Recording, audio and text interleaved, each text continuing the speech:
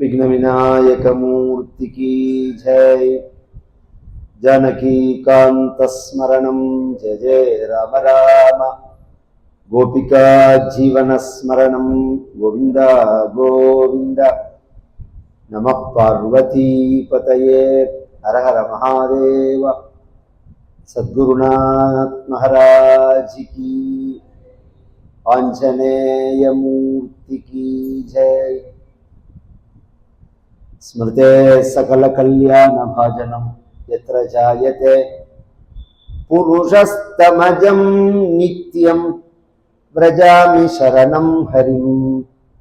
यः शिवो नाम रूपाभ्यां या देवी सर्वमङ्गलात् तयोः संस्मरणात् पुंसां सर्वतो जयमङ्गलम्।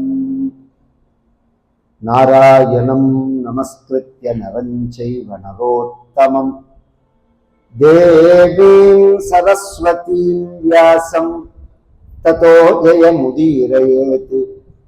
कूजन्तं राम रामेति मधुरं मधुराक्षरम् आरुह्य कविताशाखां वन्दे वाल्मीकिकोकिलम्।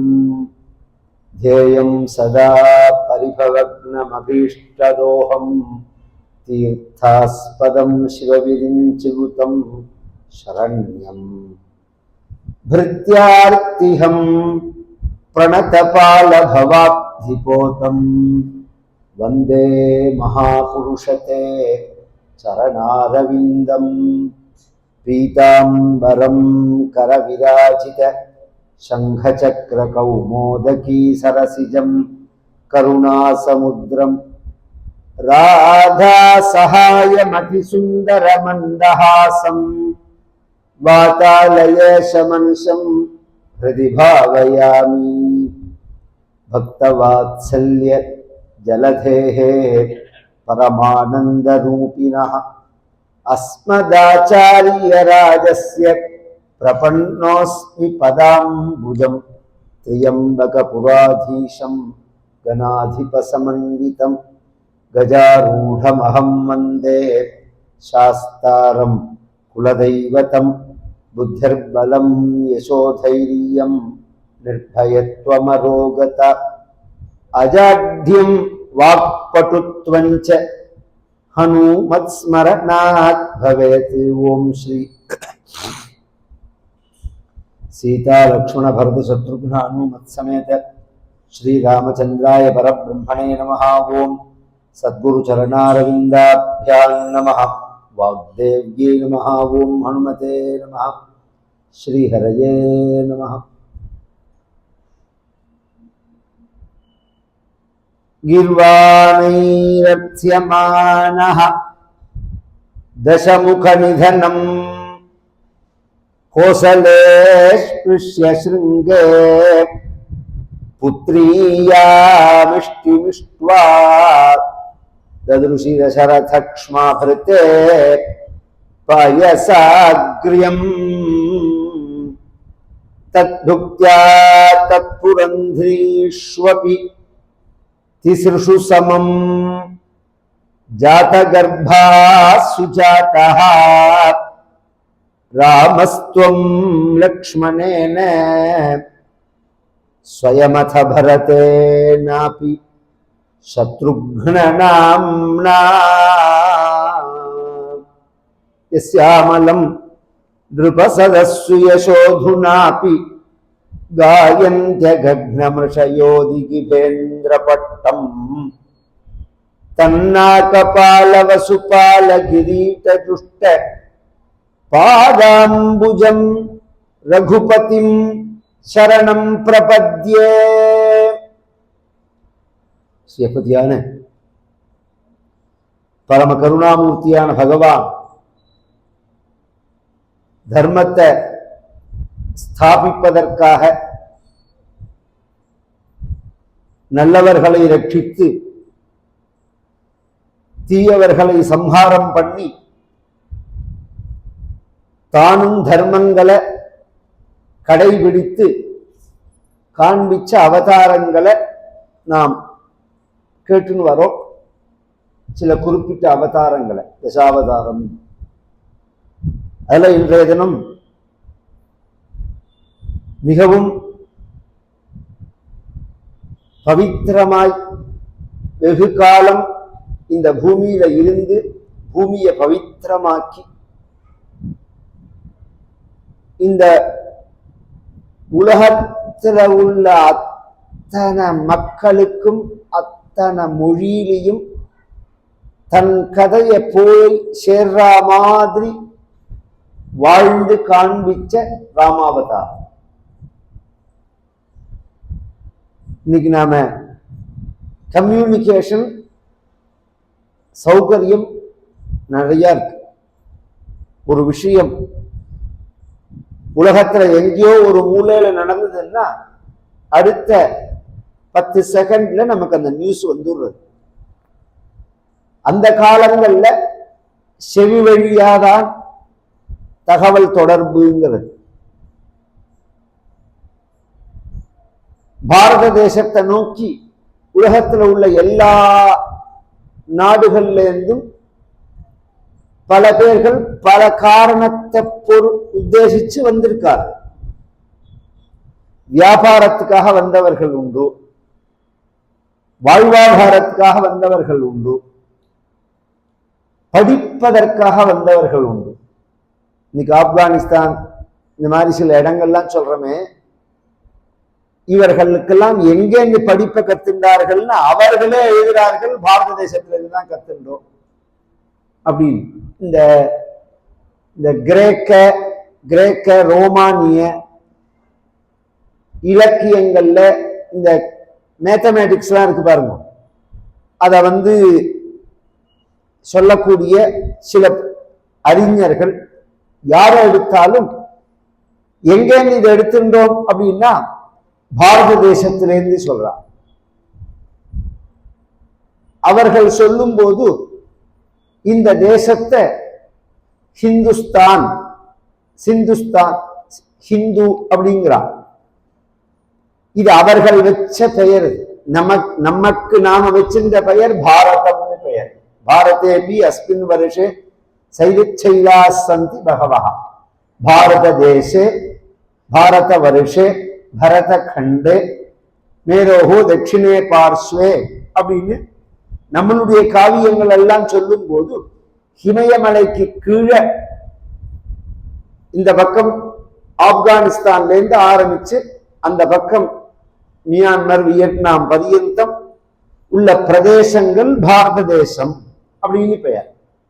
அவர்கள் நமக்கு ஏன் இதை வச்சார்கள் அப்படின்னா, பாரத தேசத்துல உள்ள சப்த நதிகள்ல பவித்திரமானது சிந்து நதி.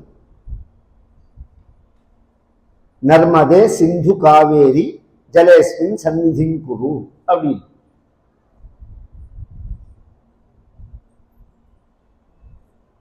அந்த சிந்து நதியை பத்தி சொல்லும் போது பாரசீக மொழியில உபயோகப்படுத்த மாட்டார். சாக்கு பதிலா சி அப்படிங்கிறதுக்கு பதிலா ஹீம்பா. சிந்து அப்படிங்கிறதுக்கு பதிலா ஹிந்து. இன்னும் புரியுற மாதிரி சொல்றேன். வங்காள தேசம் அப்படின்னு நாம சொல்றோமோ, வங்காளம் அப்படின்னு அவர்கள் உபயோகிக்கிறதே வேக உபயோகிக்க மாட்டார். பெங்கால் பேல தான் உபயோகிப்பாரு. இன்னும் புரியுற மாதிரி சொல்றேன். கர்நாடகால நாம பால் அப்படின்னு சொல்றோமோ, அவர் ஹாலும்பாவர். பாவ உபயோகப்படுத்த மாட்டார்கள், ஹேவ தான் உபயோகப்படுத்துவார். அதனால்தான் பம்பா அப்படிங்கிற பிரதேசம் ஹம்பா அப்படின்னு ஆகி ஹம்பின்னு ஆயிடுச்சு.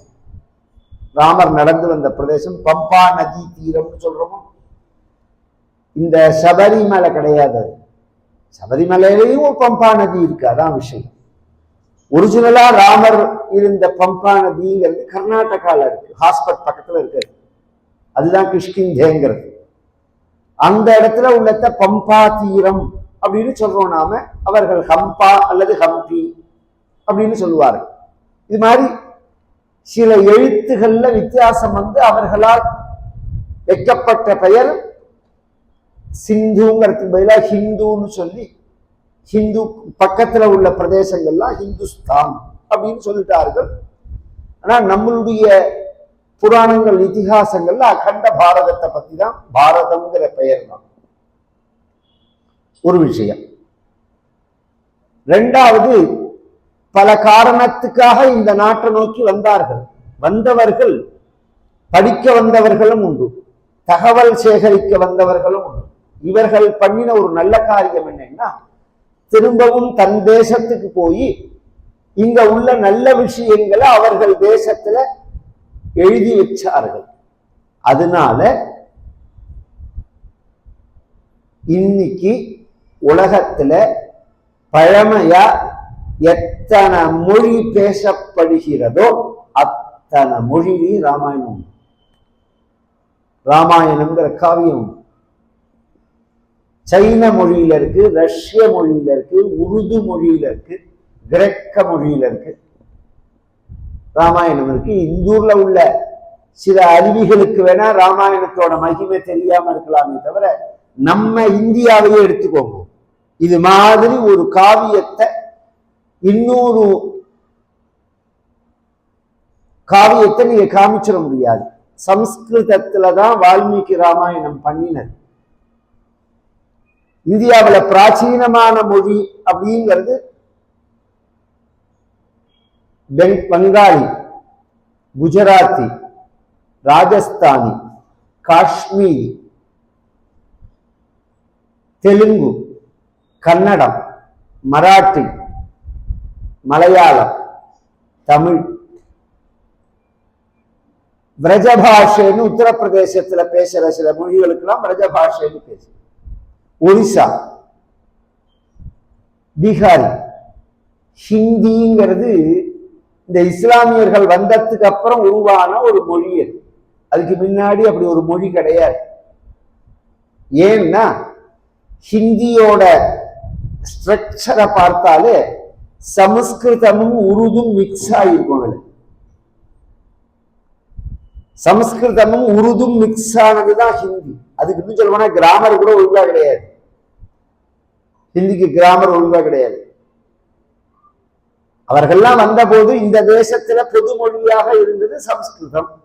அவர்களுக்கு தெரிஞ்சது உருது தான்.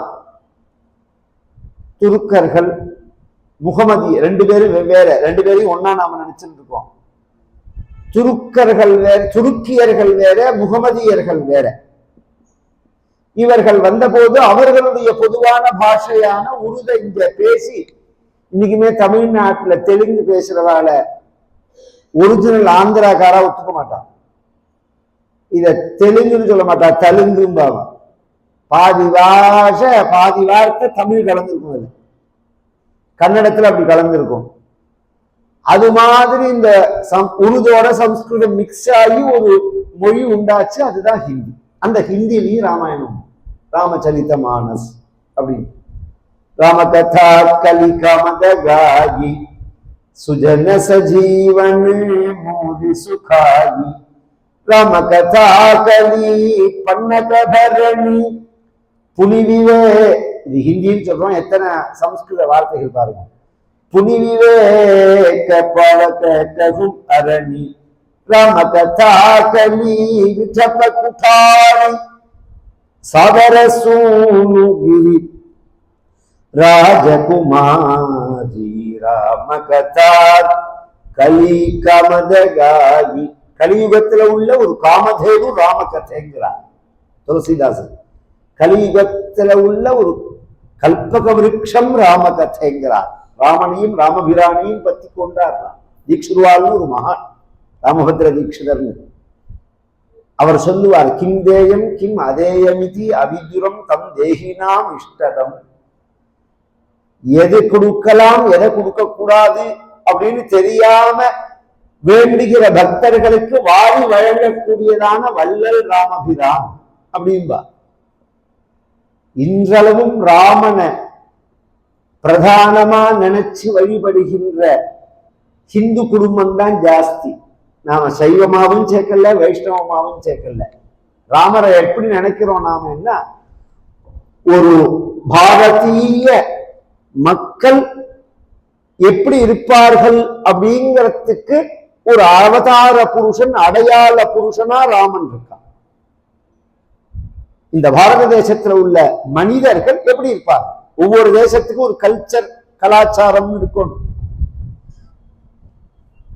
மதம் வேற, கலாச்சாரம் வேற, கல்ச்சர் வேற. இன்னைக்கு நாம வெளிநாடு போனா நம்ம மதப்படி நாம தெய்வத்தை வழிபடுறவங்க தவிர அந்த நாட்டை தான் நாம ஃபாலோ பண்றோம். கவனிச்சு கேட்கணும் நான் சொல்றத. அந்த நாட்டு நாகரீகத்தை தான் பெரும்பாலும் ஃபாலோ பண்றோம். வழிபாட்டுக்கு நம்ம தெய்வங்களை நாம வச்சுக்கிறோம். அதுபோலதான் நாங்க சொல்றது, இந்த நாட்டுக்குன்னு ஒரு கலாச்சாரம் உண்டு. ஒரு ஆச்சரியம் என்ன தெரியுமோ, இந்த ஹிந்து மதத்தை பின்பற்றாதவர்கள் கூட அந்நிய மதத்துக்காரர்களா இருந்தாலும் இந்த கல்ச்சர்ல தான் இந்த நாட்டுல வாழறாங்க. அவர்கள் அறியாமலேயே பொட்டு விட்டுப்பா, பூ வச்சுப்பா, உருவ வழிபாடு உண்டு, வளையல் போட்டுப்பா, சங்கிலி போட்டுப்பா, மெட்டி போட்டுப்பா, வேஷ்டி கட்டிப்பார்கள். கவனிச்சோம்னா எல்லாமே இருக்கு. இன்னும் சொல்லட்டமான ஒரு மெசேஜுக்காக சொல்றேன், நம்ம தெரிஞ்சுக்கணும். நம்ம முன்னோர்களை சமாதின்னு சொல்லுவோம். சித்தர்கள்லாம், சித்த புருஷர்கள்லாம் இருக்கார்கள், அவர்களெல்லாம் நாம எந்த இடத்துல அடக்கம் பண்ணிருக்கோமோ அதை சமாதின்னு சொல்லுவோம். அது இஸ்லாமிய மதத்துல தர்கான்னு பேர். இந்த தர்காங்கிறது பாரதத்தை தவிர வேற எந்த இஸ்லாமிய தேசத்திலையும் கிடையாது. அங்கெல்லாம் மசூதி மட்டும்தான், தர்கா கிடையாது. இந்த தேசத்துல நாகூர் தர்கான்னு நம்ம ஹிந்துக்களே போவாங்க, போய் மந்திரிச்சுன்னு வருவார்கள். ஏன்னா இந்த சம்பிரதாயம், இந்த கல்ச்சர். அது மாதிரி இந்த பாரத தேசத்தினுடைய ஒரு அடையாளமாக ஒரு மனிதனை சொல்லணும் அப்படின்னு சொன்னா அது ராமபிரானத்தான் சொல்ல முடியும். கற்பார் ராமபிரானை எல்லால் மற்றும் கற்பரோ, இது ஒரு விஷயம். மற்றொன்று, தர்மத்தை செய்பவர்களை ரட்சிப்பதற்காகவும் பகவான் அவதாரம் பண்றான். தர்மத்தை செய்பவர்களுக்கு இடையூறு செய்பவர்களையும் தர்மத்துக்கு இடையூறா உள்ளவர்களை அழிப்பதற்காகவும் பகவான் அவதாரம் பண்றான். இந்த ரெண்டோட மட்டும் இல்லாம அந்த வேதங்கள்ல சொல்லப்பட்டதான தர்மத்தை தன் வாழ்க்கைய கடைபிடித்து காண்பிச்சும் சில அவதாரங்களை பகவான் செஞ்சிருக்கான். அதுல முதலாவதானது இந்த ராமாவதாரம். தர்மம் அப்படின்னா என்ன சார் அப்படின்னா, இந்த சப்தம் அன்னைக்கே முதல் நாளைக்கு சொல்லிட்டேன், திரும்பவும் சொல்றேன். சுபாவம்னு பேர். மனிதனுக்குடையான ஒரு சுபாவம், மனிதனுக்கு உள்ளதான ஒரு சுபாவம், தன்மை. தமிழ்ல சொன்னா தன்மைன்னு சொல்லணும். அது என்ன அப்படின்னா, பொறுமையோட இருக்கிறது, கருணையோட இருக்கிறது, நேர்மையோட இருக்கிறது, ஈகையோட இருக்கிறது, சத்தியம் பேசுறது. இதுக்கு எதிர்மறையா இல்லாம இருக்கிறது. சுத்தமாக காரத்தால எழுந்துட்டா யூரின் டாய்லெட் போனா கிளீன் பண்ணிக்கிறது, பல்லு தேய்க்கிறது, குளிக்கிறது, வஸ்திரங்கள் ஆடை உடுத்திக்கிறது, நெத்தி இட்டுக்கிறது, உணவுகள்லையும் எல்லாத்தையும் சாப்பிடாம இதை சாப்பிடலாம் இதை சாப்பிடக்கூடாதுங்கிற ஒரு கட்டுப்பாடுகளோட இருக்கிறது. இப்ப சாப்பிடலாம் இப்ப சாப்பிடக்கூடாது அப்படிங்கிற கட்டுப்பாட்டோட இருக்கிறது. இங்க சாப்பிடலாம் இங்க சாப்பிட இத்தனை விஷயம் இருக்கிறதுல. தாய வணங்கல், இதுக்கு ஆச்சாரம்னு பேரு. தாய வணங்குவது, தந்தைய வணங்குவது, குருவை வணங்குவது, தெய்வத்தை வணங்குவது, இயற்கையை வணங்குவது, விருந்தாளிகளை வணங்குவது, அதிதி தேவோ பவா அப்படிங்கிறது. இதெல்லாம் ஒரு அடையாளம். இது பொது மனித தர்மம். கவனிச்சு கேளுங்கோ. ஏன்னா நான் திரும்ப திரும்ப எல்லாத்தையுமே சொல்லுவேன், கவனிச்சு கேளுங்கோ. எல்லார் மாதிரியும் நான் சிரிக்க சிரிக்க ஜனரஞ்சகமா கதை சொல்லிட்டு போறதுக்கு எனக்கு 5 நிமிஷம் ஆகாது. எவ்வளவு கீழே இறங்கி பேச முடியுமோ அவ்வளோ ஜனரஞ்சகமா என்னால பேச முடியும். நான் அதை விரும்பல. 10 பேர் கேட்டாலும் அது உபயோகமா இருக்கணும். பிரமிக்க வைக்கிற மாதிரி பேசுறதுல பிரயோஜனம் கிடையாது. ராஜாஜி சொல்லுவார், சாதாரண பேச்சுக்கும் உயர்ந்த பேச்சுக்கும் என்ன வித்தியாசம் அப்படின்னா, உயர்ந்த பேச்சு விதைய விதைக்கிற மாதிரி, கேட்பவர்களுடைய மனசுல அந்த சொற்கள் போய் விதை மாதிரி விழுந்துடும். அது முளைக்கும். எப்ப காலம் வரதோ அப்ப முளைக்கும். ரோடு முழுக்க சித்திர வைகாசியில பார்த்தா கட்டாந்தரையா இருக்கு. ஆடி மாசம் மழை பெஞ்சோடனே பார்த்தா பச்சை பசேன்னு இருக்கு. எங்க பார்த்தாலும் இத்தனை புல்லு பூண்டு எல்லாம் யாரு போட்டா? அந்த விதைய. அதெல்லாம் அங்கேயே இருந்தது. அதுக்கு ஒரு காலம் வந்த உடனே எப்படி அது முளைக்கிறதோ அது மாதிரி இது மாதிரி நல்லோர்களுடைய சொற்கள் விதை மாதிரி மனசுல பதியணும். அது மாதிரி பேசணும். விதைய தூவரா மாதிரி பேசணுமே தவிர மணலை தூவரா மாதிரி பேசக்கூடாது. மணலை அப்படி எடுத்து அப்படி அப்படி தூக்கி போட்ட எல்லாம் உயர்த்த அழகா இருக்கும். பொழிவுன்னு சொல்லுவா, சொற்பொழிவு. அப்படியே எதிக மோனையோட மேஜையை தட்டி அமக்களை படுத்தி பேசிட்டு போனப்புறம், என்ன சார் பேசினார், நீங்க என்ன கேட்டீர்கள், உங்களுக்கு என்ன புரிஞ்சுதுன்னா நன்னா இருந்ததுன்னு ஒரு வார்த்தை. அதுக்கு மேல ஒன்றும் சொல்ல தெரியாது. பொழுதுபோல உட்காந்து அவனும் பேசினா கேட்டோம். அது மாதிரி பேசணும். பாமர ஜனங்களுக்கு அது பிடிக்கும் இயற்கையாக. வம்பு ஜனங்களுக்கு பிடிக்கும். கவனிச்சு பார்த்தேன்னா நான் திரும்ப திரும்ப சொல்லுவேன், வம்பு சாப்பாடு இதெல்லாம் ரொம்ப பிடிக்கும். நான் ராமாவதாரம் சொல்றேன் அப்படின்னு யூடியூப்ல போட்டா 1500 பேர் கூட பார்க்க மாட்டான். நான் இன்னைக்கு வெத்த குழம்பு வைக்கிறது எப்படி அப்படின்னு யூடியூப்ல போட்டேன்னு வச்சுக்கோங்க, 1,00,000 பேர் பார்ப்பான்.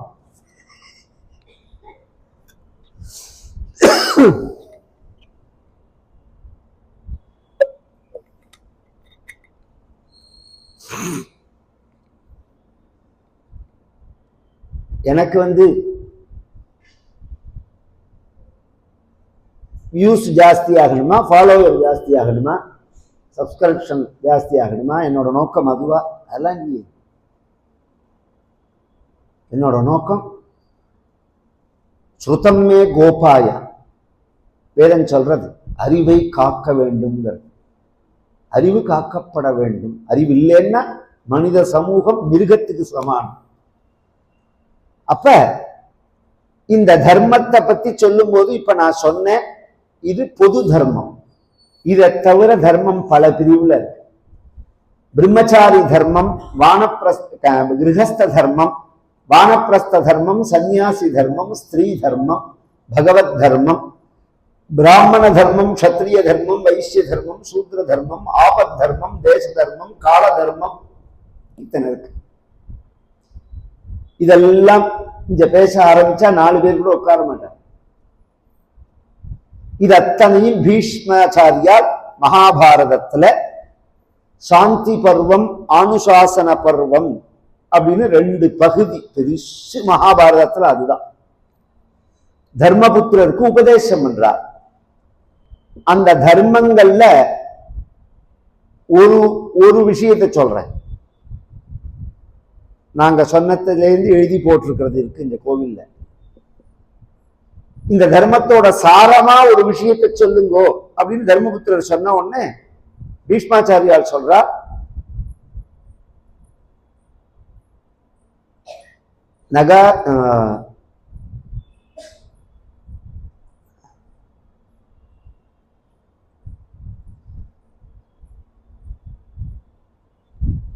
நான்னோதக சமந்தானம் நத்வாதஸ்யா பரம்ரதம் நகாயத்ரியா பரோமந்திர நமாதுர் தெய்வதம் பரம். சன்னதிக்கு பின்னாடி இருக்கும். அன்னம், சாப்பாடு, உணவு, நீர், இந்த தானத்துக்கு மேல உயர்ந்த தானமே கிடையாது. நம்ம தானம்னு பண்ற மதத்துல இதுக்கு மேல உயர்ந்த தானமே கிடையாது. நான்னோதக சமம் தானம்.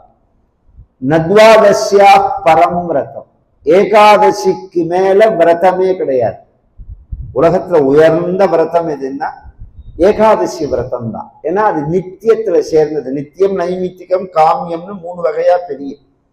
நீங்க செஞ்சாலும் செய்யலாம், செய்யாமையும் போகலாம். சில விரதங்கள் கிருத்திகை நீங்க இருந்தா விசேஷம், இல்லைன்னா பாவம் கிடையாது. சிவராத்திரி வருஷத்துக்கு ஒரு தடவை வர்றது இருக்கணும். மாசம் வர்றது ஏகாதசி, அது இல்லைன்னா பாவம். ஏகாதசி அன்னைக்கு சாப்பிட்டா பாவம். அப்படி உள்ள விரதம் அது. நகாயத்ரியா பரோ மந்திரா, காயத்ரிக்கு மேல மந்திரம் கிடையாது. நமாதுர் தெய்வத்தம் பரம், அம்மாக்கு மேல தெய்வம் கிடையாது. இது மாதிரி மனுஷ தர்மங்களை நிறைய இருக்கு, பக்கம் பக்கம் பக்கமா இருக்கு. நம்மால எவ்வளவு கடைபிடிக்க முடியுமோ அவ்வளவுதான் கடைபிடிக்க முடியும். இத பொதுவா ஹிந்து மதம் அப்படிங்கிறது எந்த பலத்துல இருக்கு அப்படின்னா பிரச்சார பலத்துல இல்ல, அனுஷ்டான பலத்துல இருக்கு. இதையும் கவனிச்சு கேளுங்க. அங்கங்க போய் பேசி நோட்டீஸ் அடிச்சு ஜனங்கள்கிட்ட கொடுத்ததுனால மட்டும் தர்மம் வளர்ந்துடாது. தர்மத்தை யார் கடைபிடிக்கிறார்களோ அப்பதான் மதம் இருக்கு. இந்த மதத்துல சொல்லப்பட்ட தர்மங்கள் எல்லாமே பொய் பேசாம இருக்கணும், சத்தியம் பேசணும், கருணையோட இருக்கணும். நான் அப்படி பேசினா மட்டும் போறோமா? எய்தாப்புல ஒரு எறும்பு போச்சு தட்டுன்னு. இன்னைக்கு பெரும்பாலும் பிரச்சாரங்கள் அப்படித்தானே இருக்கு. அது மாதிரி நம்ம மதத்துல வெறும் பேச்சோட இருக்காது, செயல்படுத்தணும், அதெல்லாம் பின்பற்றணும். அப்படி பின்பற்றினாதான் இன்னொருத்தருக்கு பின்பற்றதுக்கு ஈஸியா இருக்கும். நம்ம குடும்பங்களையே கவனிச்சோம்னா குழந்தைகளுக்கு நாம டீச்சிங் பண்றதை காட்டிலும் செஞ்சு காமிச்சா குழந்தைகளுக்கு புரியும். உமாச்சிக்கு நமஸ்காரம் பண்ணு, நெத்தி இட்டுக்கோ, பூஜை பண்ணு, ஸ்தோத்திரத்தை சொல்லு. இதுக்கு பதிலா நீங்க நெத்திட்டுன்னா அது எடுத்துக்கும் குழந்தைகள். நீங்க நமஸ்காரம் பண்ணா அது பண்ணும், நீங்க பூஜை பண்ணா அது பண்ணும். ஒரு கூட்டு குடும்பத்தோட அமைப்பு, அதுக்குதான் கூட்டு குடும்பம் வேணுங்கிறது. ஒண்ணுமே தெரியாம ஒரு மிருகம் மாதிரி குழந்தைகளை வளர்க்கறதுக்கு எதுக்கு குடும்பம்? இது மாதிரி ஒரு கூட்டு குடும்பம்னா அப்பா அம்மாக்கு ஏன்னா இது ஸ்ரீரங்கம் தீவெட்டி மாதிரி, உலக்க மாதிரி, ஒருத்தர் கையில இருந்து ஒருத்தர் கை மாறுற மாதிரி குடும்பம்ங்கிற அமைப்புல ஒருத்தர் சம்பாதிச்சு இந்த குழந்தைகள் எல்லாம் தூக்கி விட்ட உடனே குழந்தைகள் சம்பாதிக்கும். முதல்ல சம்பாதிச்சவர் ரெஸ்ட் எடுத்துப்பார். ரெஸ்ட் எடுத்துக்கிறதுனா சம்பாத்தியத்திலேருந்து தான் ரெஸ்ட், தவிர குடும்பத்திலேருந்து ரெஸ்ட் கிடையாது. குடும்பத்துக்கு கரிகா வாங்கி போடுறதோ, மளிகை சாமான் வாங்கி போடுறதோ, குடும்பத்தை ரட்சிக்கிறதோ, பேரம்பேத்திகளை கொண்டு ஸ்கூல்ல விட்டுட்டு வர்றதோ, பேரம்பேத்திகளுக்கு பாடம் சொல்லி கொடுக்கறதோ, அல்லது பேரம்பேத்திகளுக்கு நல்ல விஷயங்களை. எங்க தாத்தா அவருக்கு 23 பேரம்பேத்தி மொத்தம். இந்த மாதிரி இந்த சாணியில தற்றம்பத்தில இதையே உருண்டையா பிடிச்சா அதுக்கு முட்டான்னு பேர், விபூதிக்காக பிடிப்பாரு.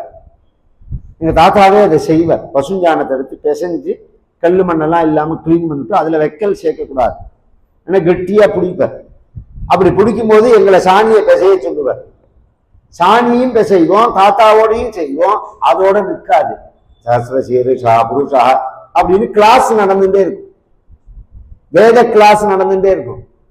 பின்னாடியே நாங்களும் சஹஸ்ரசீரு ஷாபுருஷா சஹஸ்ரசீரு ஷாபுருஷான்னு சொல்லிட்டு சாணி பெஞ்சுட்டு இருக்கோம்.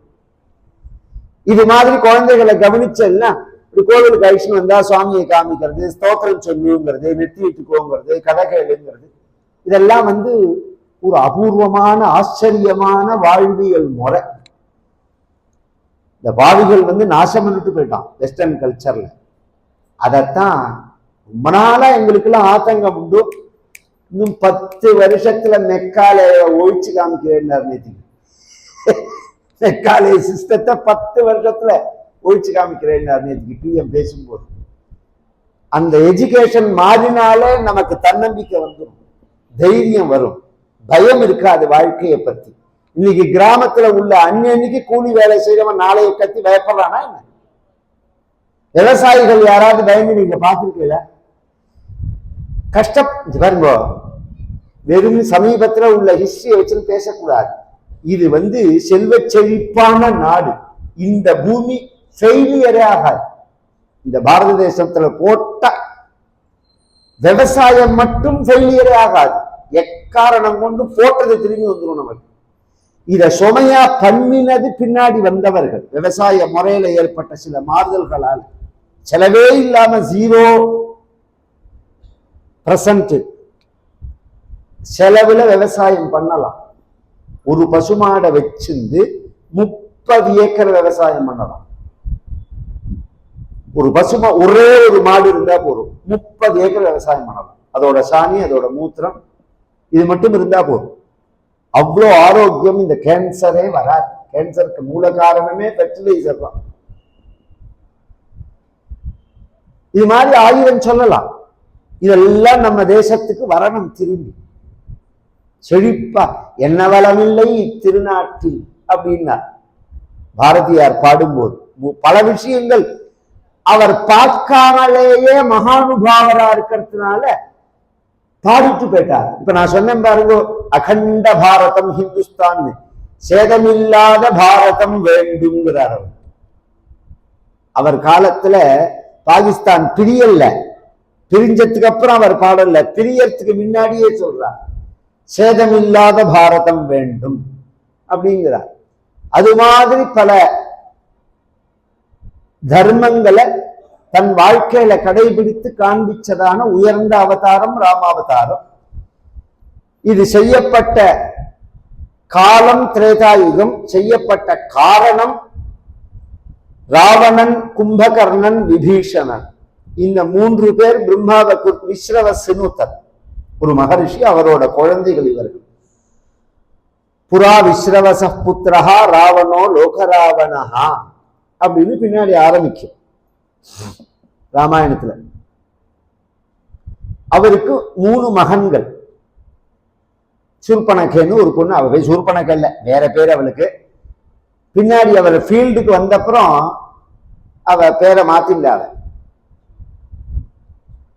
இந்த 3 பேர் பிரம்மாவை குறிச்சு தவம் பண்ணினார்கள்.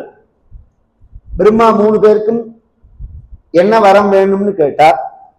ராவணனுக்கு தசக்ரீவன்னு பேர் ஃபர்ஸ்ட், அப்புறம் தான் ராவணன்கிற பெயர் வந்தது. அவனுக்கு 10 தலை இருக்கும் அவனுக்கு. அவன் சொன்னான், இந்த உலகத்துல எனக்கு மரணம் கூடாதுன்னா. அதெல்லாம் கிடையாதுன்னாரு. மரணம் இல்லாமங்கிற வரனே கிடையாது. நீ கேட்ட நான் கொடுக்க மாட்டேன், வேற ஏதாவது கேளுன்னு. இரண்டடிச்சு மாதிரி அவன் அதால மரணம் கூடாது, இதால மரணம் கூடாதுன்னா கேட்டுட்டு கடைசியில 2 பேரை விட்டுட்டான், மனிதன், குரங்கு. இந்த 2 பேரை தவிர பாக்கி எதாலையும் எனக்கு மரணம் கூடாதுன்னு கேட்டான். இந்த மனிதனையும் குரங்கையும் அவன் விட்டத்தினாலதான் அவனை கொல்ல வரத்துக்கு தேவதைகள் மனிதனாகவும் குரங்காகவும் வந்தார்கள். பின்னாடி கும்பகர்ணன் அடுத்தவன், அவனை கூப்பிட்டு கேட்டார். அவன் நன்னா நான் சாப்பிடணும், என்ன சாப்பிட்டாலும் எனக்கு செரிமானம் ஆகும், நன்னா தூங்கணும், சௌக்கியமா இருக்கணும்னா கொடுத்தேன். 3வது விபீஷணனை கூப்பிட்டு உனக்கு என்ன வரன் வேணும்னு கேட்டார். இது மாதிரி உலகத்துல இது வரைக்கும் யாராவது வரன் கேட்டு இருக்கிறீர்களான்னு யோசனை பண்ணுங்க. அவன் என்ன தெரியுமா கேட்டான், என் வாழ்க்கையில எவ்வளவு பெரிய கஷ்டம் வந்தாலும் என் மனசானது தப்பான செயல்கள்ல ஈடுபடக்கூடாதுன்னு, அதர்மத்துல என் மனசு செல்லக்கூடாதுன்னு. எவ்வளவு பெரிய கஷ்டம் வந்தாலும் இதை செஞ்சா இந்த கஷ்டத்துல இருந்து நிவர்த்தி ஆகிடலாம், ஆனா அது தப்பு காரியம் அப்படின்னாலும் இந்த பிரச்சனை தீர்றதுக்காக எத்தனையோ பேர் செஞ்சு அப்புறம் ப்ராப்ளத்துல பிரச்சனை பெருசா மாட்டிக்கிறாப்புல. இன்னைக்கு இருந்தாலும் அதுக்கு பதில் உண்டு. அது மாதிரி பண்ணக்கூடாது அப்படின்னு அவன் சொன்ன உடனே அதற்கு பகவான் பிரம்மா சொன்னார், உனக்கு அந்த வரனையும் கொடுத்தேன், நீ சிரஞ்சீவிங்கிற வரனையும் கொடுத்தேன், நீ இரவாக தன்மையை அடைவார். ராவணன் கேட்டா கொடுக்க மாட்டேன். விபீஷணன் அந்த வரனை கேட்கவே இல்லை, அவனுக்கு கொடுக்கிறார். காரணம் செயலை பொறுத்துதான், எண்ணத்தை பொறுத்துதான் வாழ்க்கைன்னு நேற்றைய தினம் சொன்னேன். எண்ணம் போல வாழ்வாய் அப்படின்னு அந்த காலத்துல சொல்லுவார். இவர்கள் 3 பேரும் வந்தார்கள், அசுரர்கள், ராட்சசர்கள். நல்லவன் பதவிக்கு வந்தா நல்லது நடக்கும், கெட்டவன் பதவிக்கு வந்தா என்ன நல்லதா செய்ய போறான் மக்களுக்கு. எத்தனை உண்டோ அத்தனை படுத்தினான். உலகத்துல உள்ள அத்தனை பேரையும் அவன் கதற அடிச்சதுனால, அழ விட்டதுனால ரோதனம் அப்படின்னா அழுகைன்னு அர்த்தம் சம்ஸ்கிருதத்துல. எல்லாரையும் அவன் அழ விட்டதுனால அவனுக்கு ராவணன்னு பேர். தேவதைகள் எல்லாம் போய் பிரம்மாட்ட முறையிடுறார்கள்.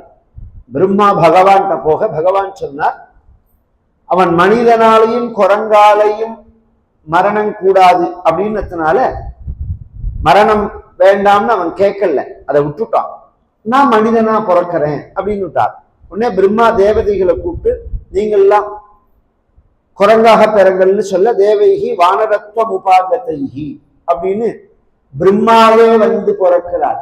ஜாம்பவான்னு பேரு. இந்த குரங்குகள்ல ஜாம்பவான்னு சொல்ற பத்தில அவர் பிரம்மா தான். அவர் இந்திரன் தான் வாயு, சூரியன் தான் சுக்ரீவன், வாயு பகவான் அல்லது சிவபெருமான் தான் ஆஞ்சநேயர், ருத்ராம்சம் உண்டு அவர்கிட்ட. இது மாதிரி எல்லா தேவதைகளையும் எல்லா குரங்குகளும் இன்னொன்ன தேவதைகளோட அம்சம்னு சொல்லலாம். இங்க பகவான் மனிதனாக பிறக்கிறேன்னா, மனிதனா பிறக்கிறதுக்கு யார் வீட்டுல பிறக்கிறது? ஒரு சாதாரணமா வாழ்க்கையில ஒரு குழந்தை பிறக்கணும்னாலே அதுக்கு புண்ணியம் பண்ணி. குழந்தை பிறக்கிறது உங்க சாமர்த்தியம் கிடையாது. இன்னைக்கு எத்தனையோ கருத்தரு மையங்கள்லாம் இருக்கேன்னா அதை பத்தி நான் விரிவா பேச விரும்பல. ஆனா உங்க குழந்தையாங்கிறத கன்ஃபார்ம் பண்ணிக்கோங்க, அப்படிதான் சொல்லலாம்.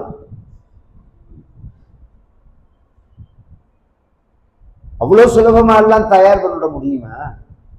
அவ்வளோலாம் ஈஸிலாம் கிடையாது. 200 கிலோ இருக்கிறதுனால தனக்கு குழந்தை பிறந்துருமா, இல்ல நோஞ்சானா இருக்காங்கிறதுக்காக குழந்தை பிறக்காம போயிடுமா? இதுக்கு எத்தனையோ காரணம் இருக்கு. குழந்தை பிறக்காததுக்கு எத்தனையோ காரணம் இருக்கு. சில புண்ணியாத்மாக்களுக்கு, மகான்களுக்கு, பெரும் செல்வந்தர்களுக்கும் குழந்தை பிறக்காது.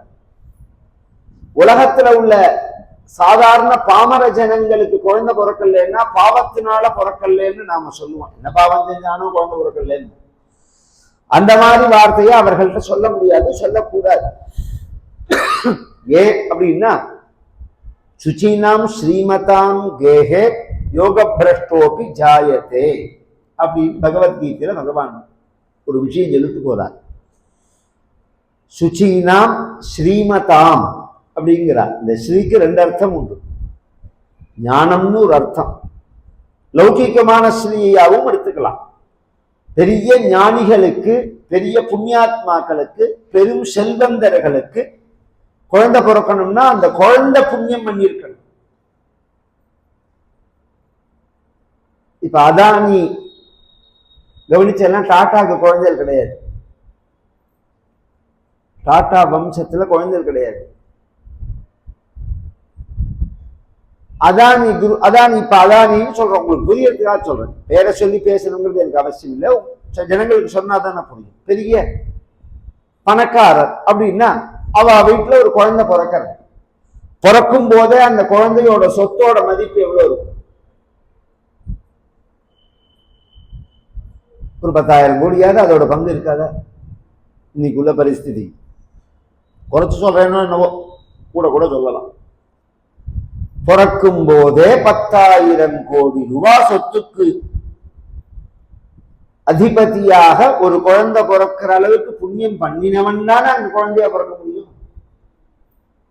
அந்த மாதிரி புண்ணியம் பண்ணல, அதனால குழந்தை பிறக்கல. எவனுமே சாதாரண ஜனங்களுக்கு குழந்தை பிறக்கிறதுனா அதான தோஷேன பவேத் தரித்திரா தாரித்திர தோஷேன கரோதி பாபம்னு கஷ்டப்படுறதுக்கு உள்ள காரியம் எல்லாரும் பண்ணியிருக்கான். அதனால கஷ்டப்படுற ஜென்மாவை அடையலாம்.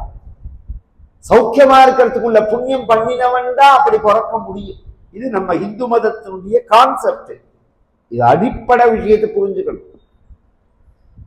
தான் ஒரு சாதாரண குழந்தை பிறந்து அதுவாயினால அப்பா அப்படின்னு சொல்லணும்னாலே பல ஜென்மாக்கள் பாக்கியம் பண்ணியிருக்கணும்னா பகவானே வந்து பிறக்கணும்னா அப்ப அவன் அந்த அந்த குழந்தைய பெக்கிறவன் பாக்கியம் பண்ணிருக்கணுமா வேண்டாமா? அது மாதிரி தான் போய் பிறக்கிறதுக்கு இந்த உலகத்துல யாரு புண்ணியம் பண்ணினவர்கள்னு பகவான் மனிதர்கள்ல பார்க்கும்போது பிதரம் ரோச்சயா மாச ததா தசரதம் நிருபம். இந்த தசரதன் கௌசல்யா இவர்கள் தான் அந்த பாக்கியம் மன்னர்.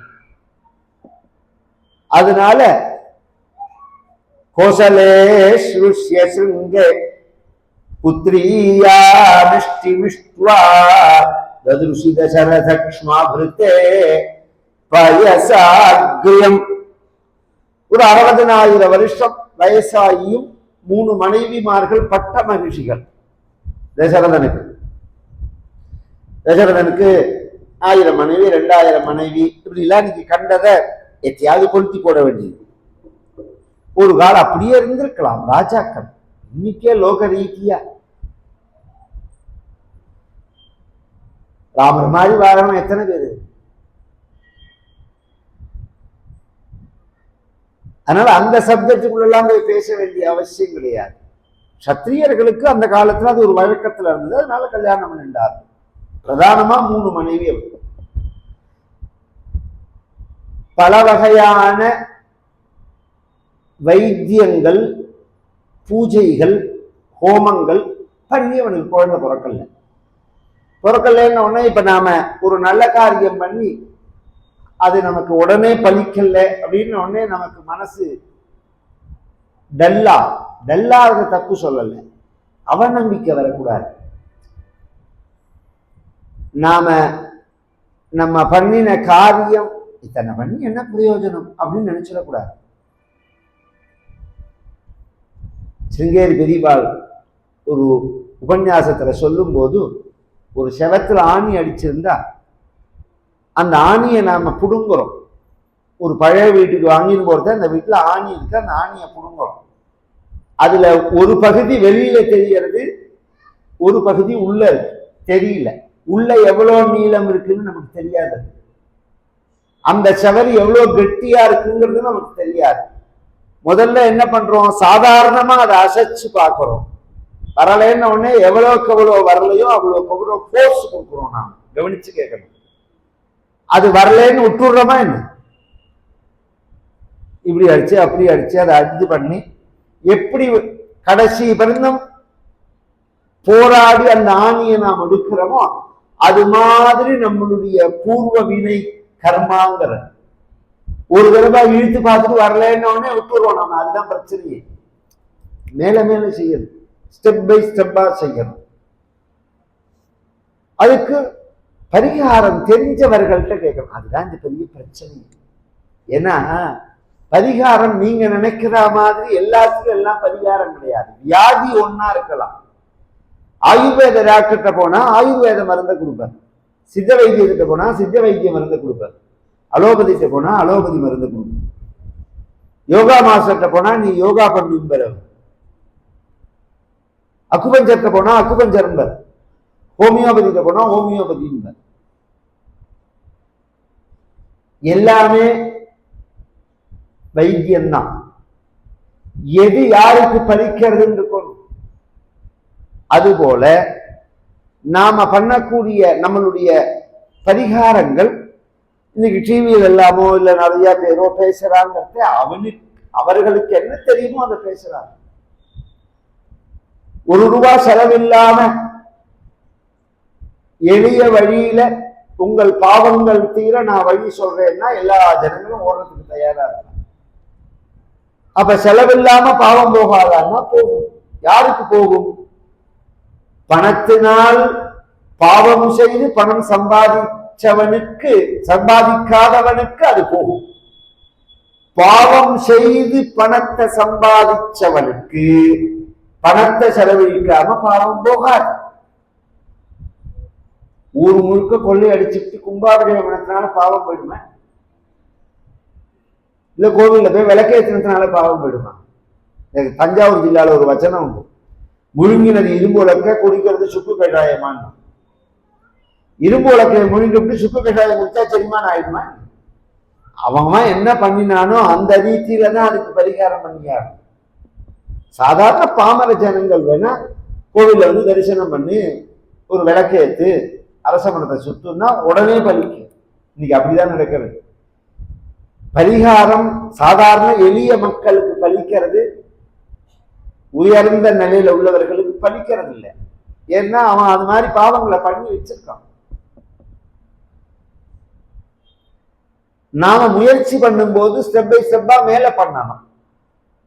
ஒரு நல்ல காரியத்தை பண்ணிட்டு பலிக்கலைன்னா அதுக்கு அடுத்த ஸ்டேஜ் என்னங்கிறத கேட்கணும். உதாரணம் புரியுற மாதிரி சொல்றேன். குழந்தை பிறக்காததுக்கு சாஸ்திர ரீதியா பரிகாரம் சொல்றேன். முதல் பரிகாரம் நம்ம சாஸ்திரங்கள்ல சொல்லி இருக்கிறது சேது ஸ்நானம். ராமேஸ்வரம் இருக்கணும், அதுல இருந்து போன எல்லாம் தனுஷ்கோடின்னு இருக்கும். அங்க போய் அந்த தம்பதிகள் 36 தடவை ஸ்நானம் பண்ணிட்டு வந்தாலே உடம்புல உள்ள தோஷங்கள் எல்லாம் சரியாயிடும். அதுல இருந்து 3 மாசம் 6 மாசத்துக்குள்ள கன்சீவ் ஆயிடுவாங்க. அதுக்கு அடுத்த ஸ்டேஜ் இந்த அஸ்வத்த பிரதட்சிணம் பின்னாடி இருக்கு பாருங்க.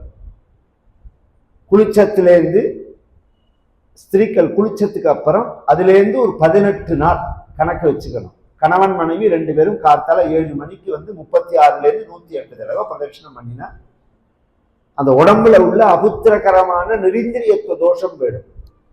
பொதுவா நீங்க ஸ்திரீக்களுக்குள்ள ப்ராப்ளம் புருஷாளுக்குள்ள ப்ராப்ளம்னு டாக்டர் சொல்றது அந்த டியூப்ல உள்ளது, கருமுட்டை முழுசாய் சரியாம இல்லாம இருக்கிறது, ஆண்களுக்குள்ள அந்த அணுக்கள்ல சலனம் இல்லாம இருக்கிறது, எண்ணிக்கை குறைச்சலா இருக்கிறது, நீந்தும் தன்மை குறைச்சல், இதெல்லாம் விதவிதமா அவர் சொல்லலாம். இது எல்லாத்தையும் சரி பண்ணணும் அஸ்வத்த பிரதட்சணம். ஆமா, ஈஸியா சரி பண்ணணும். இல்லைன்னா தெருக்கு தெரு அரசமனம் வைப்பார்களா நம்ம முன்னோர்கள். இந்த முட்டால தெருவுக்கு தெரு அரசமரம் கோவில்ல. அதுக்கு அடுத்த ஸ்டேஜ் நாக பிரதிஷ்டை. கீழே ஏன்னா அந்த நாகம் அந்த அந்த ஸ்திரீ கர்ப்பத்துல வர பாதைகள்ல அடப்பு இருந்தாலும் அந்த மாதிரி தோஷங்களுக்கு தான் நாக பிரதிஷ்டைங்கிறது. 2 இந்த நாகத்தை பார்த்தேன்னா 2 நாகமா அப்படி போயிட்டு வரும். இந்த அரச மரத்தடியில வச்சிருக்கிற நாகம் மட்டும் அப்படிதான் இருக்கும், அப்படிதான் வைக்கணும். சில பேர் தெரியாம 5 தலை 10 தலை எல்லாம் வச்சிருப்பாங்க. இப்படி 2 நாகம் மாதிரி இருக்கும். அது 2 டியூப்னு அர்த்தம். கர்ப்பாசயத்துக்கு வர்றது 2 பாதை. ஏதாவது ஒரு பாதையில் அடப்பு இருந்தாலும் ஒரு பாதையை சரி பண்ணணும் அப்படிங்கிறதுக்காக. 4வது அப்படிங்கிறது இன்னைக்கு ஷஷ்டி. இதுக்கு சுக்ல ஷஷ்டின்னு பேரு. வளர்பிறையில உள்ள ஷஷ்டி அன்னைக்கு விரதம் இருக்கணும். ஷஷ்டியில் விரதம் இருந்தால் அகப்பையில் குழந்தை வரும். இது மருவி சட்டியில இருந்தா ஆப்பையில வரும்னு அப்படி கிடையாது. ஷஷ்டியில் விரதம் இருந்தால் அகப்பையில் குழந்தை. இதிலேயே 99% சரியா வரும் குழந்தை பிறக்கிற ப்ராப்ளங்கள். இதையும் தாண்டி இருந்தா ஜாதகம் பார்க்கணும். பிரத்யேகமா என்ன கிரகத்தினால அந்த ப்ராப்ளம் இருக்கோ யாரோ அவர்களுக்கு தகுந்த பரிகாரம் சொல்லணும். எல்லா பரிகாரமும் எல்லாருக்கும் பண்ணி வைக்க முடியாது, சரியாகவும் வராது. எல்லாம் தன விஷயம் இருக்கு. இப்ப தசரதன் எடுத்துப்போமே, புரியுற மாதிரி சொல்றேன். எல்லா பரிகாரமும் பண்ணினா குழந்தை பிறக்கல. அப்ப வசிஷ்டரை கூப்பிட்டு சொல்றான், எனக்கு குழந்தை இல்லைங்கிறது பெரிய குறையா இருக்கு. மமலாலப்யமானஸ்ய புத்ரார்த்தம் நாஸ்தி வை சுகம் ததர்த்தம் ஹயமேதேன யக்ஷ்யாநீதி மதிர்மமா. உலகத்துல எத்தனையோ சுகங்கள் உண்டு. வாழ்க்கையில எல்லா சுகங்களையும் நான் அனுபவிச்சிருக்கேன். ஒரே ஒரு சுகம் மட்டும்தான் எனக்கு தெரியாது. அது என்ன சுகம்? குழந்தைகளை ஸ்பரிசிக்கிற சுகம். அந்த குழந்தைகளை தொட்டு கொஞ்சற சுகம் இருக்கு பாருங்க. இதுல ஒரு விசேஷம் சொல்றேன். நம்ம புள்ளைய தொட்டு கொஞ்சறதை காட்டிலும் பேரம்பேத்திகளை தொட்டு கொஞ்சம் போது இருக்கக்கூடிய ஆனந்தத்துக்கு எல்லையே கிடையாது. பௌத்திரமானந்தம் அபிப்பிரபுத்தியதாமியம் அப்படின்னு வேதம் சொல்றது. அப்படி ஒரு ஆனந்தமா இருக்கும். புத்திரனை குழந்தைய புள்ளைய கூட கொஞ்சத்தை அப்படி இருக்காது. அந்த மாமியே கேட்பா, என் புள்ளைகிட்ட கூட இவ்வளவு பிரியமா இல்லையே, பேரண்ட விழுந்து விழுந்து பிரியமா இருக்கேப்பா, பேத்திட்ட விழுந்து விழுந்து. அது தாத்தா பாட்டிக்கு உள்ள உறவு. அந்த ரிலேஷன்ஷிப்பே தனியது, அந்த உலகமே தனியது. அது தாத்தாட்ட பேசுறதும் பாட்டிகிட்ட பேசுறதும். அதுக்கு தாத்தா அதுவும் ஸ்கூல்ல இருந்தெல்லாம் வரதே பார்த்தெல்லாம் தெரியும். கொண்டு விட்ட ஐஷம் வரதை நான் தான் பண்ணுவேன். ஒரு 25 வருஷம் முன்னாடி சொல்றேன். இப்பதான் அப்பா அம்மாவை கொண்டு ஓம் தத்சதுன்னு பண்ணியாச்சே. இப்ப உள்ள பிரச்சனைக்கு அவன் 2 பேரும் சேர்ந்து வாழ்ந்தாலே போறோம்னு இருக்கு நமக்கு.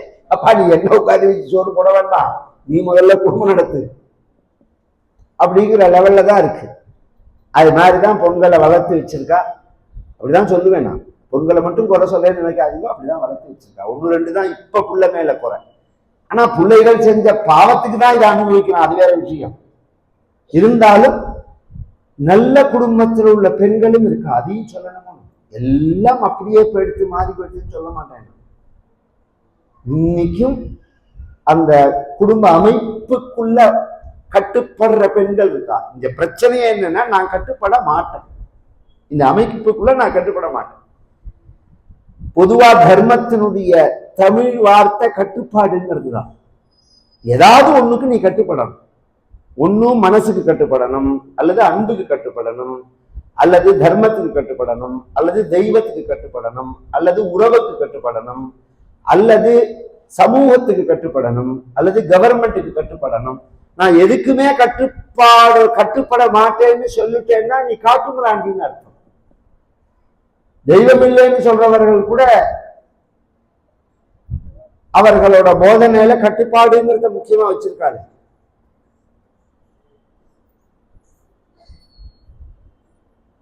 அப்ப கட்டுப்பாடு இல்லைன்னா உலகம் இயங்காது. ஆனா இந்த கட்டுப்பாடுங்கிறது நீங்க நினைக்கிற மாதிரி வெறும் கட்டுப்பாடா இருக்கக்கூடாது. 10 பேரா சேர்ந்து கட்டுப்பாடா போய் பஸ்ஸை கொடுத்தினாலும் கட்டுப்பாடு தான் இருக்கு. அது மாதிரி அதர்மத்தை செய்யறதுக்கு இருக்கக்கூடாது, தர்மத்தை செய்யறதுக்கு இருக்கணும். இந்த அமைப்புக்குள்ள செதஞ்சு போயிடுது. இன்னைக்கு பெரும்பாலும் இருக்கு, திரும்பி பழையபடி இந்த கொரோனாக்கு அப்புறம் சில ரிவர்ஸ் எல்லாம் நடந்துட்டு இருக்கு. முதல் விஷயம், அமெரிக்கா பிச்சைக்கார நாடா போகும், அப்பதான் உலகம் உருப்படும். முதல்ல அதை புரிஞ்சுக்கொண்டு, அமெரிக்கா பிச்சைக்கார நாடா போனாதான் இந்த உலகம் உருப்படும். அவனா அப்பதான் நிம்மதியா வாழ முடியும். அதுக்குள்ள காரியத்தை இப்ப வந்திருக்கிறவன் கரெக்டா பண்ணிட்டு இருக்கான்.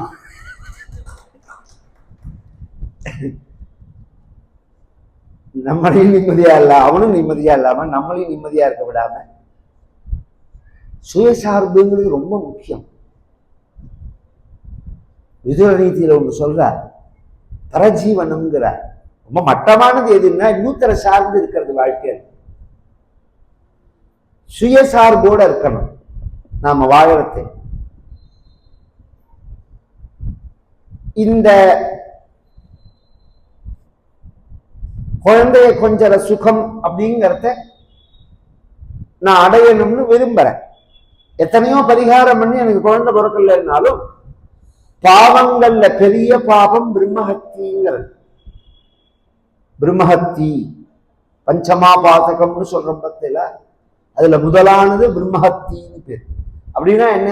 ஞானி, சித்தர், யோகி, வேதம் படிச்சவர்கள் இவர்களை கொல்றது. கொலையே பெரிய பாவம் தான். அதுல இது மாதிரி உள்ளவர்களை கொல்றது பெரிய பாவம். புண்ணியங்கள்ல பெரிய புண்ணியம்ங்கிறது அஸ்வமேதம்ங்கிறது. தரதி தரதி பிரம்மஹத்யா யோஸ்வமேதேன யஜதே அப்படின்னு வேதம் சொல்றது. வேதம் தான் பிரமாணம் நமக்கு. தஸ்மாத் சாஸ்திரம் பிரமாணந்தே யஜ்ஞோஹி சிரேஷ்டதமம் கர்மா இத்தியாதி வச்சனங்கள்லாம் வேதத்துல சொல்லப்பட்டதுதான் ஃபர்ஸ்ட் கிரேட். அதுக்கப்புறம் தான் இதிகாசம் புராணங்கள்லாம் மற்றவர்கள் சொன்னதெல்லாம். ஜட்ஜ்மெண்ட், கோர்ட்டு ஜட்ஜ்மெண்ட் அப்படின்னாலும் எந்த கோர்ட்டுன்னு இருக்கணும். முன்சிப் கோர்ட்டும் கோர்ட்டு தான், சுப்ரீம் கோர்ட்டும் கோர்ட்டு தான். ரெண்டும் ஒன்னாயிட முடியுமா? சுப்ரீம் கோர்ட் மாதிரி வேதம்ங்கிறது. வேதத்துல சொல்லும் போது அஸ்வமேதம்னு ஒரு யாகம். இப்ப சொல்ற புரிஞ்சுக்கோங்க. இந்த அஸ்வமேதத்தை யார் பண்ணலாம்னா எல்லாரும் பண்ண முடியாது. சத்திரியன் மட்டும்தான் பண்ணலாம், ராஜாக்கள் மட்டும்தான் பண்ணலாம், மற்றவர்கள் பண்ணக்கூடாது. அந்த யாகத்தை நான் பண்ணலாம்னு நினைக்கிறேன்னா உடனே வசிஷ்டர் சொன்னார், சர்வதா பிராப்ஸ்யதே புத்ரானி சதுரோ அமித விக்ரமானி யஸ்யதே தார்மிகி புத்திஹி இயம் புத்ரார்த்தமாகதா. கண்டிப்பா, கன்ஃபார்மா, நிச்சயமா உனக்கு 4 குழந்தை பிறக்க போறதுன்னு கவனிச்சு கேட்கணும். தசரதன் சொன்னா, எத்தனையோ நாளைக்கு உங்கள்கிட்ட குழந்தை இல்லைன்னு நான் வருத்தப்படும் போது கவலைப்படாத, குழந்தை பிறக்கணும்னு ஒரு ஆறுதல் வார்த்தையா சொல்லுவேன். இப்படி நீங்க சொன்னதே கிடையாது. கண்டிப்பா, கன்ஃபார்மா, நிச்சயமாக, சர்வதா. இந்த வார்த்தைக்கு நேர் அர்த்தம் என்னால சொல்ல தெரியல. சர்வதா. இதுக்கு தமிழாக்கம் பண்ண முடியல என்னால. சில வார்த்தைகளுக்கு தமிழ் மற்ற சமஸ்கிருதத்திலிருந்து சில வார்த்தைகளை மற்ற மொழிகளை பேசவே முடியாது. அந்த கிரேடு வராது. நீங்க என்ன மொழி பெயர்த்தாலும் அந்த கிரேடு வராது. தீர்மானமாக, நிச்சயமாக, கண்டிப்பாக இப்படி வேணா சொல்லிட்டு போலாம். நம்ம உனக்கு குழந்தை பிறக்கும், அதுவும் 4 குழந்தைன்னு. அது எப்படி சொல்றீர்கள்னு கேட்டான். எஸ்டே தார்மிகி புத்திகின்னாரு. எத்தனை புண்ணிய கர்மா பண்ணி இத்தனை வயசு ஆயிடுத்து, இதுக்கப்புறமும் நீ தெய்வத்துக்கிட்ட தர்மத்துக்கிட்ட உள்ள நம்பிக்கையை விடாம இருக்கிற பாரு, அந்த தெய்வம் உன்னை கைவிடாது. தெய்வ தோஷணம் வியர்த்தம் பவிஷ்யதி கதாச்சனா. கௌசல்யக்கு குழந்தை பிறந்த போது அந்த குழந்தை பிறக்கக்கூடிய அந்த தகுதியெல்லாம் தாண்டின காலம் அவளோட வயசு. கவனிச்சு கேட்கணும். அப்படி குழந்தை பிறக்குமான்னா, இப்ப ஒரு 3-4 வருஷம் முன்னாடியோ 5 வருஷம் முன்னாடியோ ஒரு வெளிநாட்டுல ஒரு பொண்ணுக்காக 72 வயசு அம்மா கர்ப்பம் தாங்கினாலும் ஒரு ஆர்டிகல் படிச்சிருப்பேன் யாராவது? ஆமா, பொண்ணுக்கு அந்த சக்தி இல்லைங்கிறதுக்காக அவ அம்மா கர்ப்பம் தரிச்சு குழந்தையை பெற்று பொண்ணுக்கு கொடுத்தா. 73 வயசுல. அப்ப முடியுங்கிறத சயின்ஸ் சில காலங்கள்ல பாக்குறோமோன்னு நம்ம புராணங்கள் எல்லாம் இது இருக்கு. இப்படி ஒண்ணு நடக்காம இருந்தா மேலோட்டமா கேட்டுட்டு மூட நம்பிக்கைன்னு சொல்லிட்டு போயிடுவோம். நம்ம இதெல்லாம் ஃப்ராடுன்னு சொல்லிட்டு போயிடுவோம். இது மாதிரி அங்கங்க ஒன்னொன்னு நடக்கிறது நம்ம புராணம் சத்தியம்ங்கிறத நாம் நம்புறதுக்கு காரணமா இருக்கு. ஏன்னா இன்னைக்கு சயின்ஸை வச்சுதான் சாஸ்திரத்தை நம்புவேங்கிறோம். அதுவே பெரிய பிரச்சனையா இருக்கு. சாஸ்திரத்தை வச்சுதான் சாஸ்திரத்தை நம்பணுமே தவிர உன் கண்ணை வச்சு ஒன்னு நீ நம்புவியா? நீ இருக்கேங்கிறத நீ பார்க்க முடியுமா? நீ எப்படி நம்புற? நான் இருக்கேன்னு எப்படி நீ நம்புற? அது மாதிரிதான் சாஸ்திரம். உடனே அஸ்வமேதம்ங்கிற யாகத்தை பண்ணி வச்சா. ரிஷிசங்கர்னு ஒரு மகரிஷி, அவர் அழிச்சுன்னு வந்து புத்திரகாமே. அஸ்வமேதம்ங்கிறது பாபம் போற கர்மா, புத்திரகாமேஷ்டிங்கிறது குழந்தை பிறக்கிற கர்மா. இது வேற அது வேற. அதை பண்ண அந்த யாகத்தோட முடிவுல இது மாதிரி யாக குண்டம், அதுல இருந்து ஒரு மனிதன் வெளியில வரான். வெளியில வந்தா அவன் கையில ஒரு பாத்திரம் இருக்கு. தசரதனை பார்த்து சொல்றான், இதன் தொன்று பசார்தூல பாயசம் தேவ நிர்மிதம் பிரஜாகரம் கிருஹானத்வம் தன்யம் ஆரோக்கிய வர்தனம். ராஜன்னு, இந்த பாத்திரத்தில் உள்ள பாயசம் தேவலோகத்துல தயார் பண்ணப்பட்டது. இது குழந்தைகளை கொடுக்க வல்லது. பிரஜாகரம், இதை யார் சாப்பிட்றாலோ அவர்களுக்கு குழந்தை பிறக்கும் அப்படின்னா.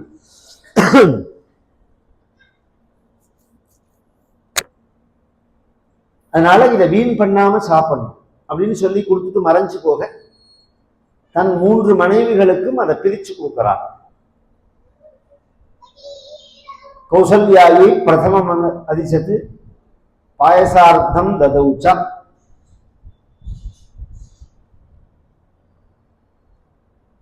அர்த்தாதர்த்தம் பிரணயமதுரம் கேகயேந்திரஸ்ய புத்ரி. ஏதே தேவ்யௌ தரல மனசா பர்த்துர் ஆலோச்சிய பாவம் சார்த்தம் சாபியாம் ஸ்வயனகுருதாம் பூர்ணகாமாம் சுமித்ரா. ராஜாக்கள்லாம் அனுபவிச்ச ராமாயணம். உஜ்ஜயின்னு ஒரு நாட்டுக்கு அதிபதியா இருந்த போஜன்கிற ஒரு ராஜா ராமாயணம் பண்ணியிருக்கான். சமஸ்கிருதம் படிக்கிறவர்களுக்கு அது தெரியும். போஜ சம்பூன்னு பேரு.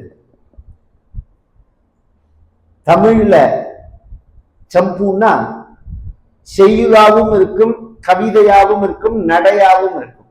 3ம் கலந்தா மாதிரி இயல் இசை நாடகம்னு சொல்றது. அதுல மிக்சிங் மாதிரி இருக்கும். அந்த ராமாயணத்துல சொல்றான். கௌசல்யக்கு கொடுத்தான், கைகேயிக்கு கொடுத்தான். இவர்கள் 2 பேரும் சுமித்திரைக்கு கொடுத்தார்கள் தன் பங்குல இருந்து பாதி பாதி. 2 பேரும் சுமித்திரைக்கு அன்போட கொடுத்ததுனால ரெட்ட குழந்தைகள். சுமித்திரைக்கு தன் பங்கு பாயசத்தை கொடுத்துட்டா நஷ்டமாயிடுச்சுன்னு நினைக்க வேண்டாம். இவர்கள் கொடுத்த பாயசத்துல பிறந்த குழந்தைகள் இவர்கள்ட்டே வந்துட்டார்கள். கௌசல்யா கொடுத்த பாயசத்துல பிறந்த லட்சுமணன் ராமனோட வந்துட்டான். கைகேயி கொடுத்த பாயசத்துல பிறந்த பரதன் சத்ருக்னன் பரதனோட வந்துட்டான். பெற்றதுதான் அவன். கொடுத்த பாயசம் தானாவே திரும்பி வந்து 3 பேரும் கருதரிக்க பாயசஞ்சாட்டத்திலிருந்து 12வது மாசம் குழந்தை பிறக்கணும்.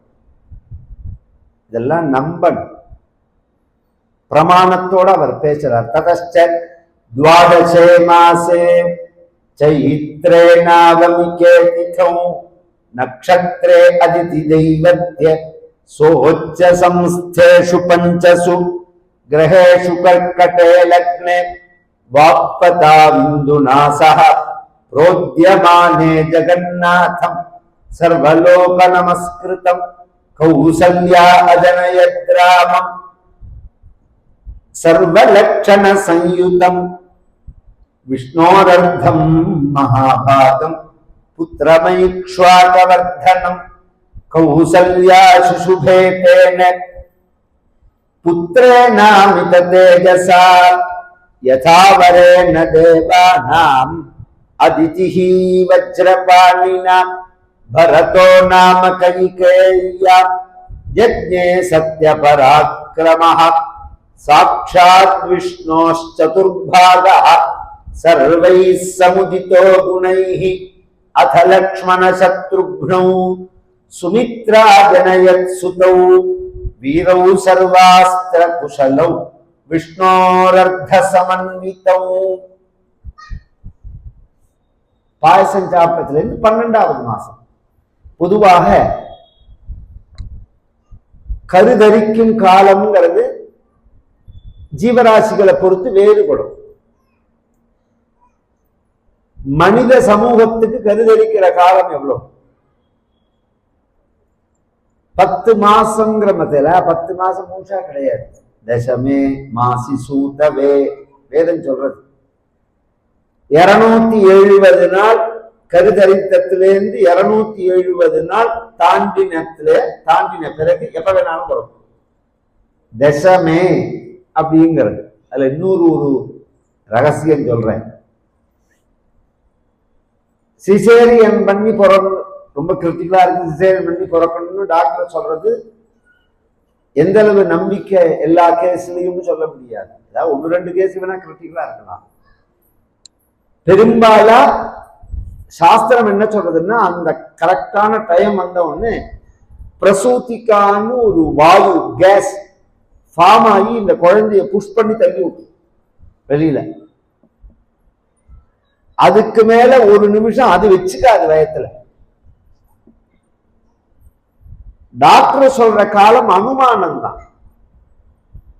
என்னைக்கு கர்ப்பம் ஏற்பட்டதுன்னு டாக்டருக்கு எப்படி தெரியும்? நீ என்னைக்கு குளிச்சேன்னு வேணா டாக்டர் கேட்கலாமே தவிர என்னைக்கு கர்ப்பம் ஏற்பட்டதுன்னு டாக்டருக்கு எப்படி தெரியும்? ஏதோ ஒரு அனுமானம், இத்தனை சென்டிமீட்டர் இப்படி இருக்கு அப்படி இருக்குங்கிறத வச்சு சொல்லலாமே தவிர இப்ப கவனிச்சா அந்த குளறுபடி எல்லாம் புரியும். அந்த காலத்துல எல்லாம் இந்த பொண்ணை பார்த்துட்டு வயசான பாட்டி சொல்லுவா, கண்ணன் டொக்கு விழுந்திருக்கு, இடுப்பு இறங்கி இருக்கு, இதுல இருந்து இன்னும் 4 நாள் 5 நாளுக்குள்ள குழந்தை பிறந்துடும்.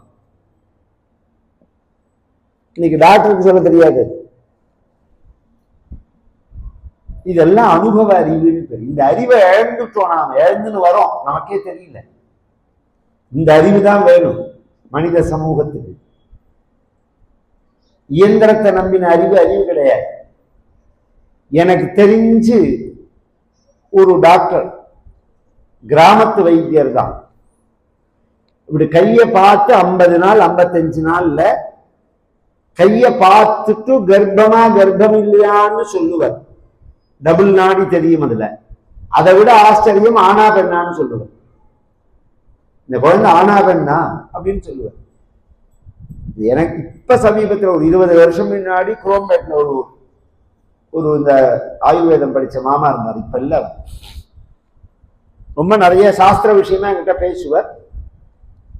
அவர்கிட்ட உள்ள ஒரு நாலேஜ் என்னன்னா, நன்னா உடம்பு இருக்கும், கையை தொட்டு பார்த்தா கேன்சர், உனக்கு கேன்சர் இருக்கும், டெஸ்ட் பண்ணா கேன்சர் இருக்கும். வெளியில அதோட சிம்டம்ஸே தெரியாத போது அவர் சொல்லுவார், டெஸ்ட் எல்லாம் பண்ணாமையே சொல்லுவார். அவ்வளவு தூரம் வேண்டாம். எங்க தாத்தாட்ட ஒருத்தர் வந்தார் ஜாதகம் பார்க்கறதுக்கு. தாத்தா சொன்னா, வாயை போய் ஒரு தடவை டெஸ்ட் பண்ணிக்கோங்க அப்படின்னா. டாக்டர் ரங்கபாஷ்யம்னு இருந்தார். அப்ப அவர் ரொம்ப ஃபேமஸ். அவர்கிட்ட போய் வாயை டெஸ்ட் பண்ணா, அதெல்லாம் நன்னாவே எனக்கு ஒண்ணும் இல்லை, போயிட்டு வா அப்படின்னாரு. திரும்பி தாத்தாட்ட சொன்னாரு, இல்ல ஒரு தடவை டெஸ்ட் பண்ணிக்கோங்க தாத்தா. திரும்பி போனார். ஏன்டா திரும்பி வந்திருக்கேன்னாரு அவர். அந்த காலத்துல எல்லாம் இப்ப செலவு புடுங்காம விட மாட்டான், இந்த காலத்துல செலவு பண்ண விட மாட்டான். டாக்டர்களே அனாவசியமா எதுக்கு செலவு பண்றேன்னு கேட்பான். அப்படி ஒரு நேர்மை இந்த தொழில். இது மாதிரி தீட்சிதர் சொன்னார்னு அவர். உடனே அவர் சொன்னாரு, அடபைத்தியமே அதை முன்னாடி என்ன சொல்லணும்னாரு. முதல்ல என்ன சொல்லணும், நான் நார்மல் டெஸ்ட்ல உனக்கு ஒன்றும் இல்லைன்னு சொல்லிட்டேன். இப்போ நான் போய் சொல்றேன் டெஸ்ட்டை பண்ணிடுவான்னு ஒரு டீப்பா ஒரு டெஸ்ட்டை சொன்னேன். இது இந்த வரிசையில அடியில அப்பதான் கேன்சர் ஃபார்ம் ஆயிடும். அப்புறம் அந்த கலெக்ட் பண்ணி சரி பண்ணிட்டான்னு வச்சுக்கோங்க. இது மாதிரி நிறைய சொல்ல முடியும். அதெல்லாம் போயிடுத்து. இப்ப நான் சொல்ல வர விஷயம் என்னன்னா, அந்த நாலேஜ் எல்லாம் போயிடுத்து. அந்த நாலேஜ் இருக்கிற மாதிரி ஃப்ராட் பண்ணி உலகத்தை ஏமாத்திட்டு இருக்கா. அதுதான் முக்கிய விஷயம். அந்த நாலேஜ் உள்ளவனா ஃப்ராடுன்னு நாம் சொல்றோம் இன்னைக்கு. அது மாதிரி நாலேஜ் உள்ளவங்க 2 பேர் இருக்கா இன்னைக்கும். அவர்களை அந்த உலகம் மதிக்கிறது இல்லை. வைத்தியத்துல சாஸ்திரத்துல அதெல்லாம் நமக்கு காண்பி. எல்லாத்துக்கும் மேல வரவனுக்கு யோகம் இருக்கணும்னு வச்சுக்கோங்க. அது இருந்தாதான் கண்ணிலேயே தெரியும். அது 10வது மாசம் பிறக்கும், 12வது மாசம் பிறக்கிறது.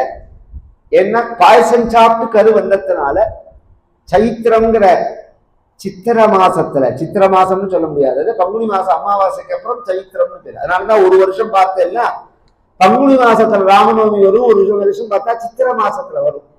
இந்த அமாவாசை கணக்கு தான் அது. யுகாதி பிறந்தப்புறம் வர நவமி ஒரே கணக்கு தான். யுகாதியிலேருந்து வர நவமி. சைத்திரத்துல நவமி திதியில புனர்வசு நட்சத்திரத்துல, நட்சத்திர அதிதி தெய்வத்திய ஒவ்வொரு தேவதை, ஒவ்வொரு நட்சத்திரத்துக்கும் என்னென்ன தேவதைன்னு இருக்கு. புஷ்யத்துக்கு பிரகஸ்பதி தேவதை, ஆயுள்யம் பரதன் பிறந்தது பூச நட்சத்திரம், லட்சுமணன் சத்ருகன் பிறந்தது ஆயுள்ய நட்சத்திரம். ஆயுள்ய நட்சத்திரத்துக்கு எது தேவதைன்னா ஆஸ்லேஷா நட்சத்திரம் சர்ப்பா தேவதா. சர்ப்பங்கள் தேவதை, நாகர்கள் பாம்புகள் தேவதை. அதனாலதான் இங்க பின்னாடி ஆயுள்ய நட்சத்திரத்தை இன்னைக்கு நாகராஜ பூஜைன்னு நீங்க வச்சுக்காமல. அது என்ன ஆயுள்ய நட்சத்திரம் அப்படின்னு தெரியாது. இன்னைக்குமே கிருஷி விவசாயம் பண்றோம் பாருங்க, ரோஹிணி நட்சத்திரத்துல பண்ணா ஃபெயிலியரே வராது. ரோஹிணி நட்சத்திரத்துல விவசாயத்தை ஆரம்பிச்சா ஃபெயிலியரே வராது. ஏன் அப்படின்னா ரோஹிணி நட்சத்திரத்துக்கு அன்னைக்கு சந்திரன் உச்சம். சோம ஓஷதி ராஜா அப்படின்னு வேதம்.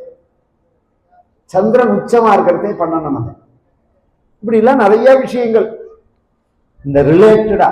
இதுல நான் இன்னொரு சமீபத்தில் கவனிச்சு அதை சொல்லிட்டு போறேன். மௌலினும் சந்திரனும் பேர். இந்த வானிலை அறிக்கையை சொல்றதுல ஒருத்தர் இருக்கார், வேதிக் மேத்தமேட்டிக்ஸினுடைய பேஸ்ல சொல்றாரு அவர். இந்த சாட்டிலைட் இதெல்லாம் இல்லாம நட்சத்திரங்கள் இதைகளை வச்சிருந்து இந்த சமயத்துல புயல் வரும், இந்த சமயத்துல பூகம்பம் வரும், இந்த சமயத்துல இப்படி மழை பெய்யும் அப்படிங்கிறத இன்னைக்கும் அவர் சொல்லின்னு வரார். அவர் சொல்றது பெரும்பாலா ஃபெயிலியர் இல்லாம பழிக்கிறது. இந்த வானிலை ஆராய்ச்சி மையம்ங்கிற பேர்ல சொல்றத கூட ஃபெயிலியர் வந்துடுறது. எல்லாம் பளிச்சுன்னா இருக்கு.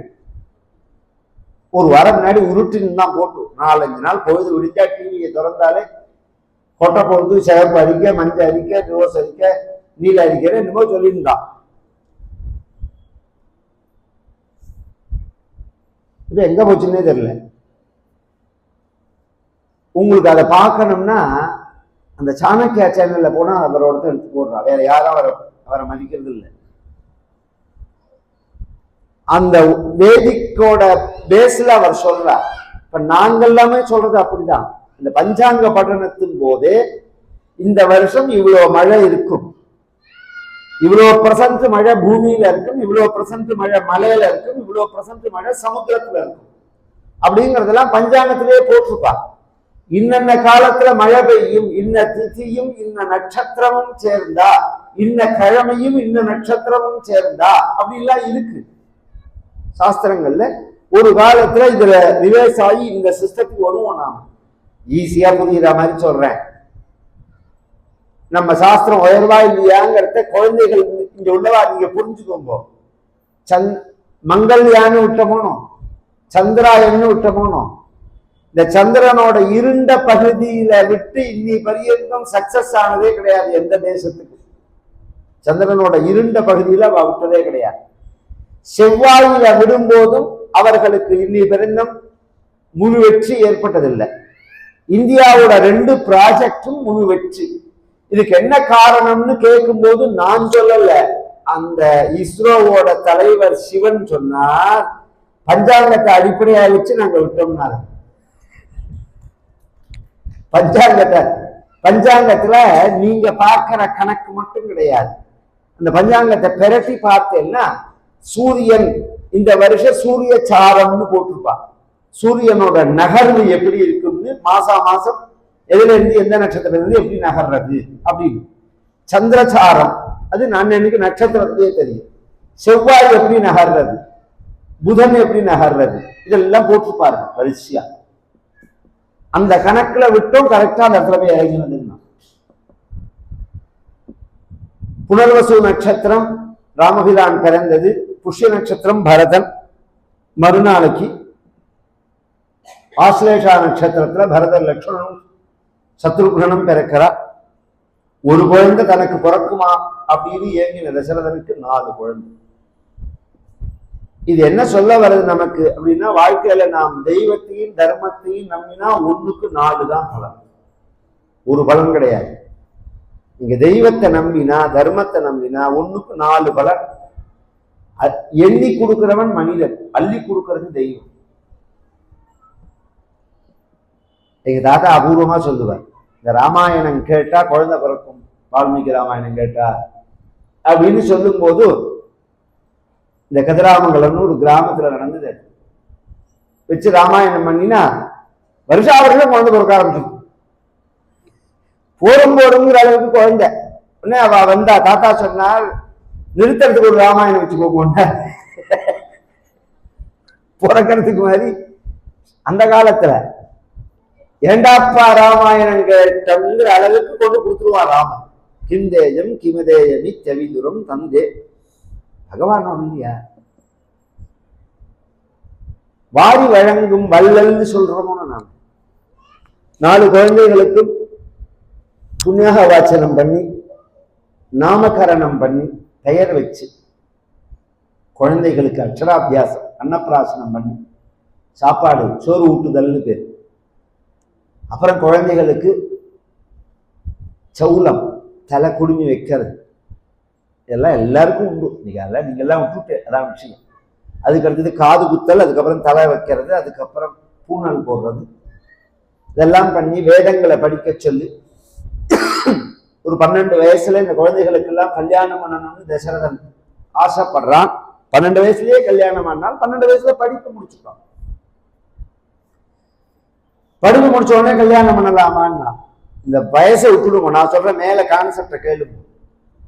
படிப்பு முடிச்ச உடனே கல்யாணம் பண்ணிக்கோன்னா இன்னைக்கு என்ன சொல்றான், வாழ்க்கையில நான் செட்டில் ஆகணுங்கிறான், என் கேரியரை பார்க்கணுங்கிறான். என்னடா உன்னோட டிக்கி கேரியர் என்ன செட்டில், வீடு வாங்கணும், கார் வாங்கணும். இந்த பொண்களும் கேட்கறது சொந்த வீடு இருக்கா, அறிவு வேண்டாமா? 25 வயசுல எப்படி வீடு இருக்கும்?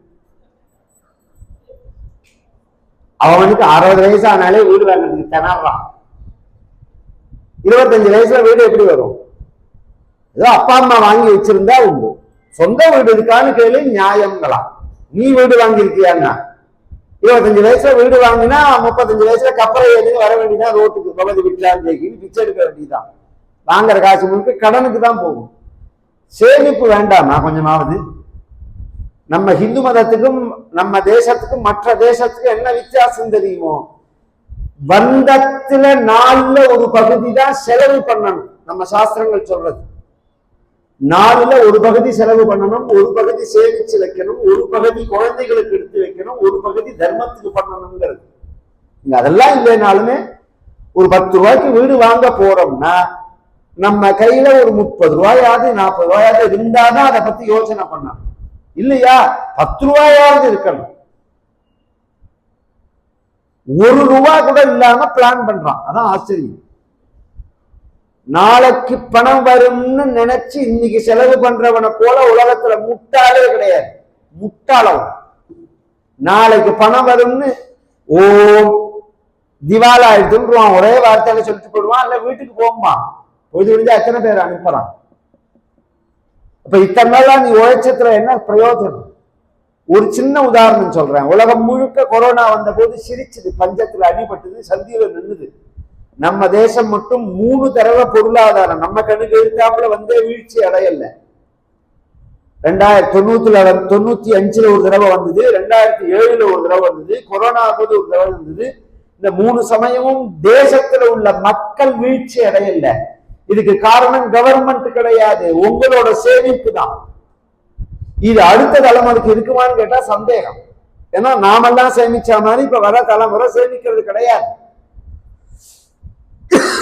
சேமிக்கிற பழக்கத்தையும் அதுக்கு சொல்லிக் கொடுக்கல.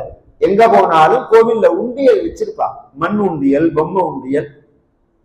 அந்த காலத்துல குழந்தைக்கு வாங்கி கொடுத்து யாராவது உனக்கு 5 ரூபா 1 ரூபா கொடுத்தா இந்த உண்டியல்ல போடு அப்படின்னு சொல்லி பழக்குவா.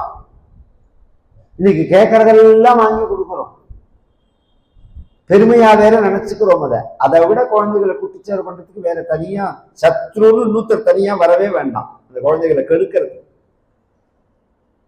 எவன் நிதானம் இல்லாம அதிகமான அன்பு வச்சு குழந்தைகள்கிட்ட பழகிறானோ அந்த அப்பா அம்மா தான் அந்த குழந்தைகளுக்கு சத்துருவே. சுத்தோ லாலநாத்து சாஸ்திரம் சொல்றது. அதனால அந்த குழந்தைகள் வீணா போகும்னு சொல்றது.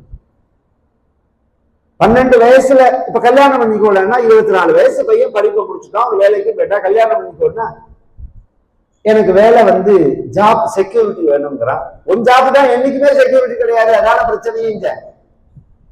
நீ பார்க்கிற வேலை எதுல பார்த்தாலும் செக்யூரிட்டி கிடையாது. இப்ப உள்ள ஐடி கம்பெனிலாம் எடுத்து பாருங்க. ஒரு காலத்துல திறமை இல்லாதவனை வெளியில அனுப்பிச்சான், இப்ப திறமை உள்ளவனை அனுப்புறான். ஏன்னா அவனுக்கு 2 லட்சம் ரூபாய் கொடுக்கறதுக்கு அந்த இடத்துல 3 பேரை போட்டு 1 லட்சம் ரூபாய் முடிச்சிடலாம்னு நினைக்கிறான். கான்செப்டே மாறி போயிடுது. எத்தனையோ விஷயம் சொல்லலாம் பேசுறதா இருந்தா. அதனால அதை விட்டுடணும். இந்த இங்கேருந்து நம்ம தஞ்சாவூர் போற வழியில துவாக்குடின்னு ஒரு ஊர் இருக்கு. அது தாண்டின உடனே ஒரு கிராமம் வரும், நரிக்குறவர்கள் இருக்கிற கிராமம் வரும். தேவநாயனையோ ஏதோ ஒரு ஊர். அங்கவே பாருங்க என்ன ஆனந்தமான வாழ்க்கை அவர்கள் வாழ. எல்லாரும் காலத்துல கல்யாணம் பண்ணிட்டு குழந்தைகளை பெற்று சௌக்கியமா இருக்கான். அவன் வாழ்க்கையா பொழுது விடிஞ்சா சந்தியில இருந்து மண்ணாட்டு நிற்கிற நம்ம வாழ்க்கை. அவன் ஏதாவது நாளைய பத்தி கவலைப்படுறானா, இல்ல யோசனை பண்றாளா, டென்ஷன் ஆறாளா? கரெக்டா காலத்துல கல்யாணம் பண்ணி விவகாரம் பண்ண இல்லையா? இது மாதிரி எல்லாம் பண்ணலைன்னா தப்புகள் நடக்கிறது, எத்தனையோ பிரச்சனைகள் வருது. நீ 20 வயசுல ஆரம்பிச்சாலே எத்தனை வயசுல கல்யாணம் ஆகும்னு புரியல. நீ 30 வயசுல ஜாதகத்தை எடுத்தேன்னா எங்கேருந்து கல்யாணம் ஆகும்? சட்டத்தை குறித்துதான் ஆகும். அப்படிதான் இருக்கு இன்னைக்கு. 40 வயது 45 வயசு. இதுல பொண்ணுகள் இல்லையோ? உலகத்துல ஒரே ஆம்பளையா இருக்கு, ஆண்களாவே இருக்காளே. பெண்கள் குழந்தையே குறைஞ்சு போயிருக்க விகிதாச்சாரத்துல என்ன, எந்த ஸ்கூல்ல வாசல்ல பார்த்தாலும் வரிசையா கூட்டமா பெண் குழந்தைகள் நிற்கிறது. பெண்களோட பிரசவம் ஜனன பர்சன்டேஜ் எல்லாம் குறையவே இல்லை. ஏன் கல்யாணம் ஆகலைன்னா பொண்ணை பேசுறான்னு கேட்டா இப்ப என்ன அவசரம் குழந்தைக்குங்கிறான் 30 வயசுல. அவனே கல்யாணம் பண்ணணும்னு நினைக்கல. ஏன்னா அந்த பொண்ணை படிக்க வச்சு அது சுயசார்பு தன்மையில இருக்கணும். அதெல்லாம் இல்ல விஷயம். அது சம்பாதிச்சு அந்த சோத்தை தின்னு சௌக்கியமா உட்கார்ந்து பழகிட்டோம். அதான் விஷயம். பிள்ளை இடைத்தவர்களையும் பாதி பேர் பண்ற தப்பு அது.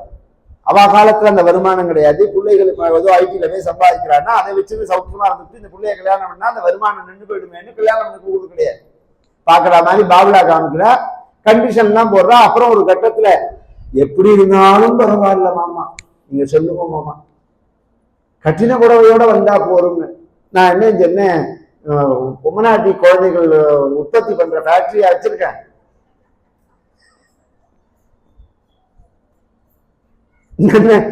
இந்த கல்யாணம் இருக்கு பாருங்க, ஒரு காலத்துல நல்ல குடும்பத்து பையனுக்கு கல்யாணம் அப்படின்னு இருந்தது, கண்ணியமான குடும்பம். அப்புறம் வயல்வெளி நிலன் தோப்பெல்லாம் இருந்தா கல்யாணம் ஆகும் இருந்தது. அதுக்கப்புறம் சொந்த வீடு இருந்தா கல்யாணம் ஆகும் இருந்தது. அப்புறம் படிச்சா கல்யாணம் ஆகும்னு இருந்தது. அப்புறம் கவர்மெண்ட் வேலைக்கு போனா கல்யாணம் ஆகும்னு இருந்தது பிரிட்டிஷ்காரன் வந்ததுக்கு அப்புறம். அப்புறம் பேங்க் செக்டர்ல வேலை இருந்தாதான் கல்யாணம் ஆகும்னு ஆச்சு. அதெல்லாம் ஜாப் செக்யூரிட்டிக்காக. அதுக்கப்புறம் ஐடி ஃபீல்டு வந்தோடனே ஐடி ஃபீல்டுல இருந்தா கல்யாணம் ஆகணும். அப்புறம் அமெரிக்கா போனாதான் கல்யாணம்னு இருந்தது. அப்புறம் ரிவர்ஸ் ஆகி அமெரிக்கா போகலனாதான் கல்யாணம்னு இருந்தது. அப்புறம் சொந்த வீடு இருந்தா கல்யாணம்னு இருந்தது. அப்புறம் கார் வாங்கியிருந்தா கல்யாணம். அப்புறம் அப்பா அம்மா கூட இல்லாம இருந்தா கல்யாணம். இத்தனை வரிசையை தாண்டி இப்ப எப்படி இருக்குன்னா என்ன இருந்தா கல்யாணம்னு அவருக்கும் தெரியல, நமக்கும் புரியல. இந்த ஒரு படத்துல காமெடியில சொல்லுவாங்கன்னா, முதல்ல இது பெட்ரோல்ல ஓடுனது, அப்புறம் குரூடாயில ஓடுனது, அப்புறம் மண்ணெண்ணையில ஓடுனது, இப்ப இந்த கார் எதுல ஓடுறதுன்னு அதுக்கும் தெரியாது நமக்கும் தெரியாதுங்கிற மாதிரி இப்ப என்ன இருந்தா கல்யாணம் ஆகும். இந்த குழந்தைகளுக்கு என்ன இருந்தா கல்யாணம் ஆகும்? புண்ணியம் இருந்தா கல்யாணம் ஆகும், யோகம் இருந்தா கல்யாணம் ஆகும். அதான் கல்யாணம் ஆனா மட்டும் போறாது, சேர்ந்து இருக்கணும். அது ஒரு பெரிய விஷயம் இருக்கு. சேர்ந்து இருக்கு. சயனஸ்தானமே சுத்தம் இல்லை. எந்த ஜாதகத்தை எடுத்தாலும் சயனஸ்தானமே சுத்தம் கிடையாது. 30 நாள்ல 28 நாள் சண்டை தான். இது மாதிரி எல்லாம் கொண்டு விட்டுட்டோம் சமூகத்தை. எல்லாரும் யோசனை பண்ணணும். நாம் எல்லாருமே தான் அதுக்கு பொறுப்பு. இது நம்மளுடைய உலகத்துக்கு, நம்ம நாட்டுக்கு இது அழகு கிடையாது. நாய் நடி பன்னி மாதிரி வாழறதெல்லாம், மிருகப்பிராயமா வாழறதெல்லாம் மற்ற நாடுகளுக்கு. உலகத்திலேயே ஒழுக்கத்தையும் தர்மத்தையும் வாழ்வியல் முறையையும் மற்றவர்களுக்கு சொல்லிக் கொடுக்கிற நாடு இந்த நாடு. அஸ்மின் தேசே பிரசூதஸ்ய சகாசாத்து அக்ரஜன்மனஹா அப்படின்னு 12 வயசுல கல்யாணம் பண்றான் தசரதன். விஸ்வாமித்திரர் வரார். அவர் தசரதனை கூப்பிட்டு, என் யாகத்தை ரட்சிச்சு கொடுக்கறதுக்கு உன் பையனை கொடுன்னு சொல்ல, முதல்ல தருவேன்னு சொல்லி, அப்புறம் தரமாட்டேன்னு சொல்லி அப்புறம் வசிஷ்டர் சொல்லி தந்து, விஸ்வாமித்திரரோட போன ராம லட்சுமணர்கள் தாடகையை வதம் பண்ணினார்கள். பலே அதிபலேங்கிற மகாமந்திரத்தை உபதேசம் பண்ணினார் விஸ்வாமித்திரர். சித்தாசிரமம் போய் விஸ்வாமித்திரர் யாகத்தை ரட்சிச்சு கொடுத்தார்கள். அங்கிருந்து கிளம்பி அகல்லையும் கௌதமனையும் சேர்த்து வச்சுட்டு மிதில சிவதனுஷ பங்கம் பண்ணி சீதையை கல்யாணம் பண்ணிக்கணுங்கிறதே தசரதனுக்கு சொல்லி அனுப்ப, தசரதன் சதுரங்க சைன்யத்தோட ஒத்தருக்கு அறிமுகப்படுத்தும் போது தசரதன் எனக்கு 4 மகன்கள்னு சொன்னான். ஜனகன் சொன்னா எனக்கு 2 பொண்ணு, என் தம்பி குஷத்வஜனுக்கு 2 பொண்ணும். அதனால இந்த அறிமுகப்படுத்தினோன்னு விஸ்வாமித்திரர் சொன்னார், இந்த பக்கம் 4 பையன், அந்த பக்கம் 4 பொண்ணு இருக்கிறதுனால 4 பேருக்கு கல்யாணம் பண்ணினார். அப்புறம் தான் 4 பேர் கல்யாணம்னு, முதல்ல ராமர் கல்யாணம்னு தான் அவர்கள் கிளம்பி வந்தது.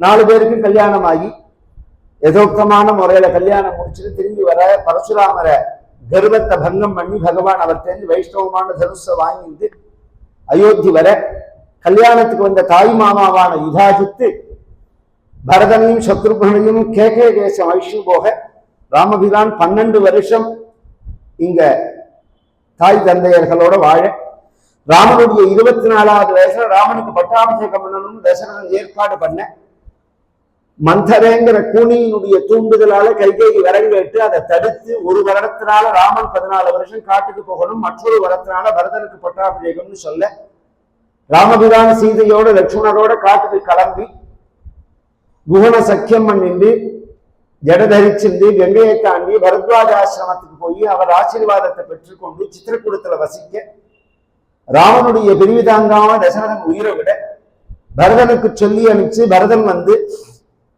தசரதனுக்கு பண்ண வேண்டிய இறுதி சடங்கெல்லாம் பண்ணி வச்சுட்டு அவனை பட்டாபிஷேகம் பண்ணிக்கோன்னு வசிஷ்டர் சொன்ன போது நான் மாட்டேன்னு சொல்லி ராமபிரான் ஆயிடுச்சு வந்து பட்டாபிஷேகம் பண்றேன்னு அவன் கிளம்பி வந்து சித்திரகூடத்துல ராமபிரானை கூப்பிட அப்பா காலமாயிட்டாருங்கிற விஷயத்த சொல்ல ராமபிரானும் அப்பாக்கு செய்ய வேண்டிய சடங்குகள் எல்லாம் செய்ய ஆனாலும் நான் வரமாட்டேன் அப்படின்னு சொல்லி பகவான் தன் பாதுகையை கொடுக்க அந்த பாதுகையை பெற்றுக்கொண்ட பரதன் அதை கொண்டு வந்து நந்தி கிராமத்துல பட்டாபிஷேகம் பண்ணி அதை ராஜாவா வச்சு அவன் ராஜ்ய பரிபாலனம் பண்ணின்னு வரான்.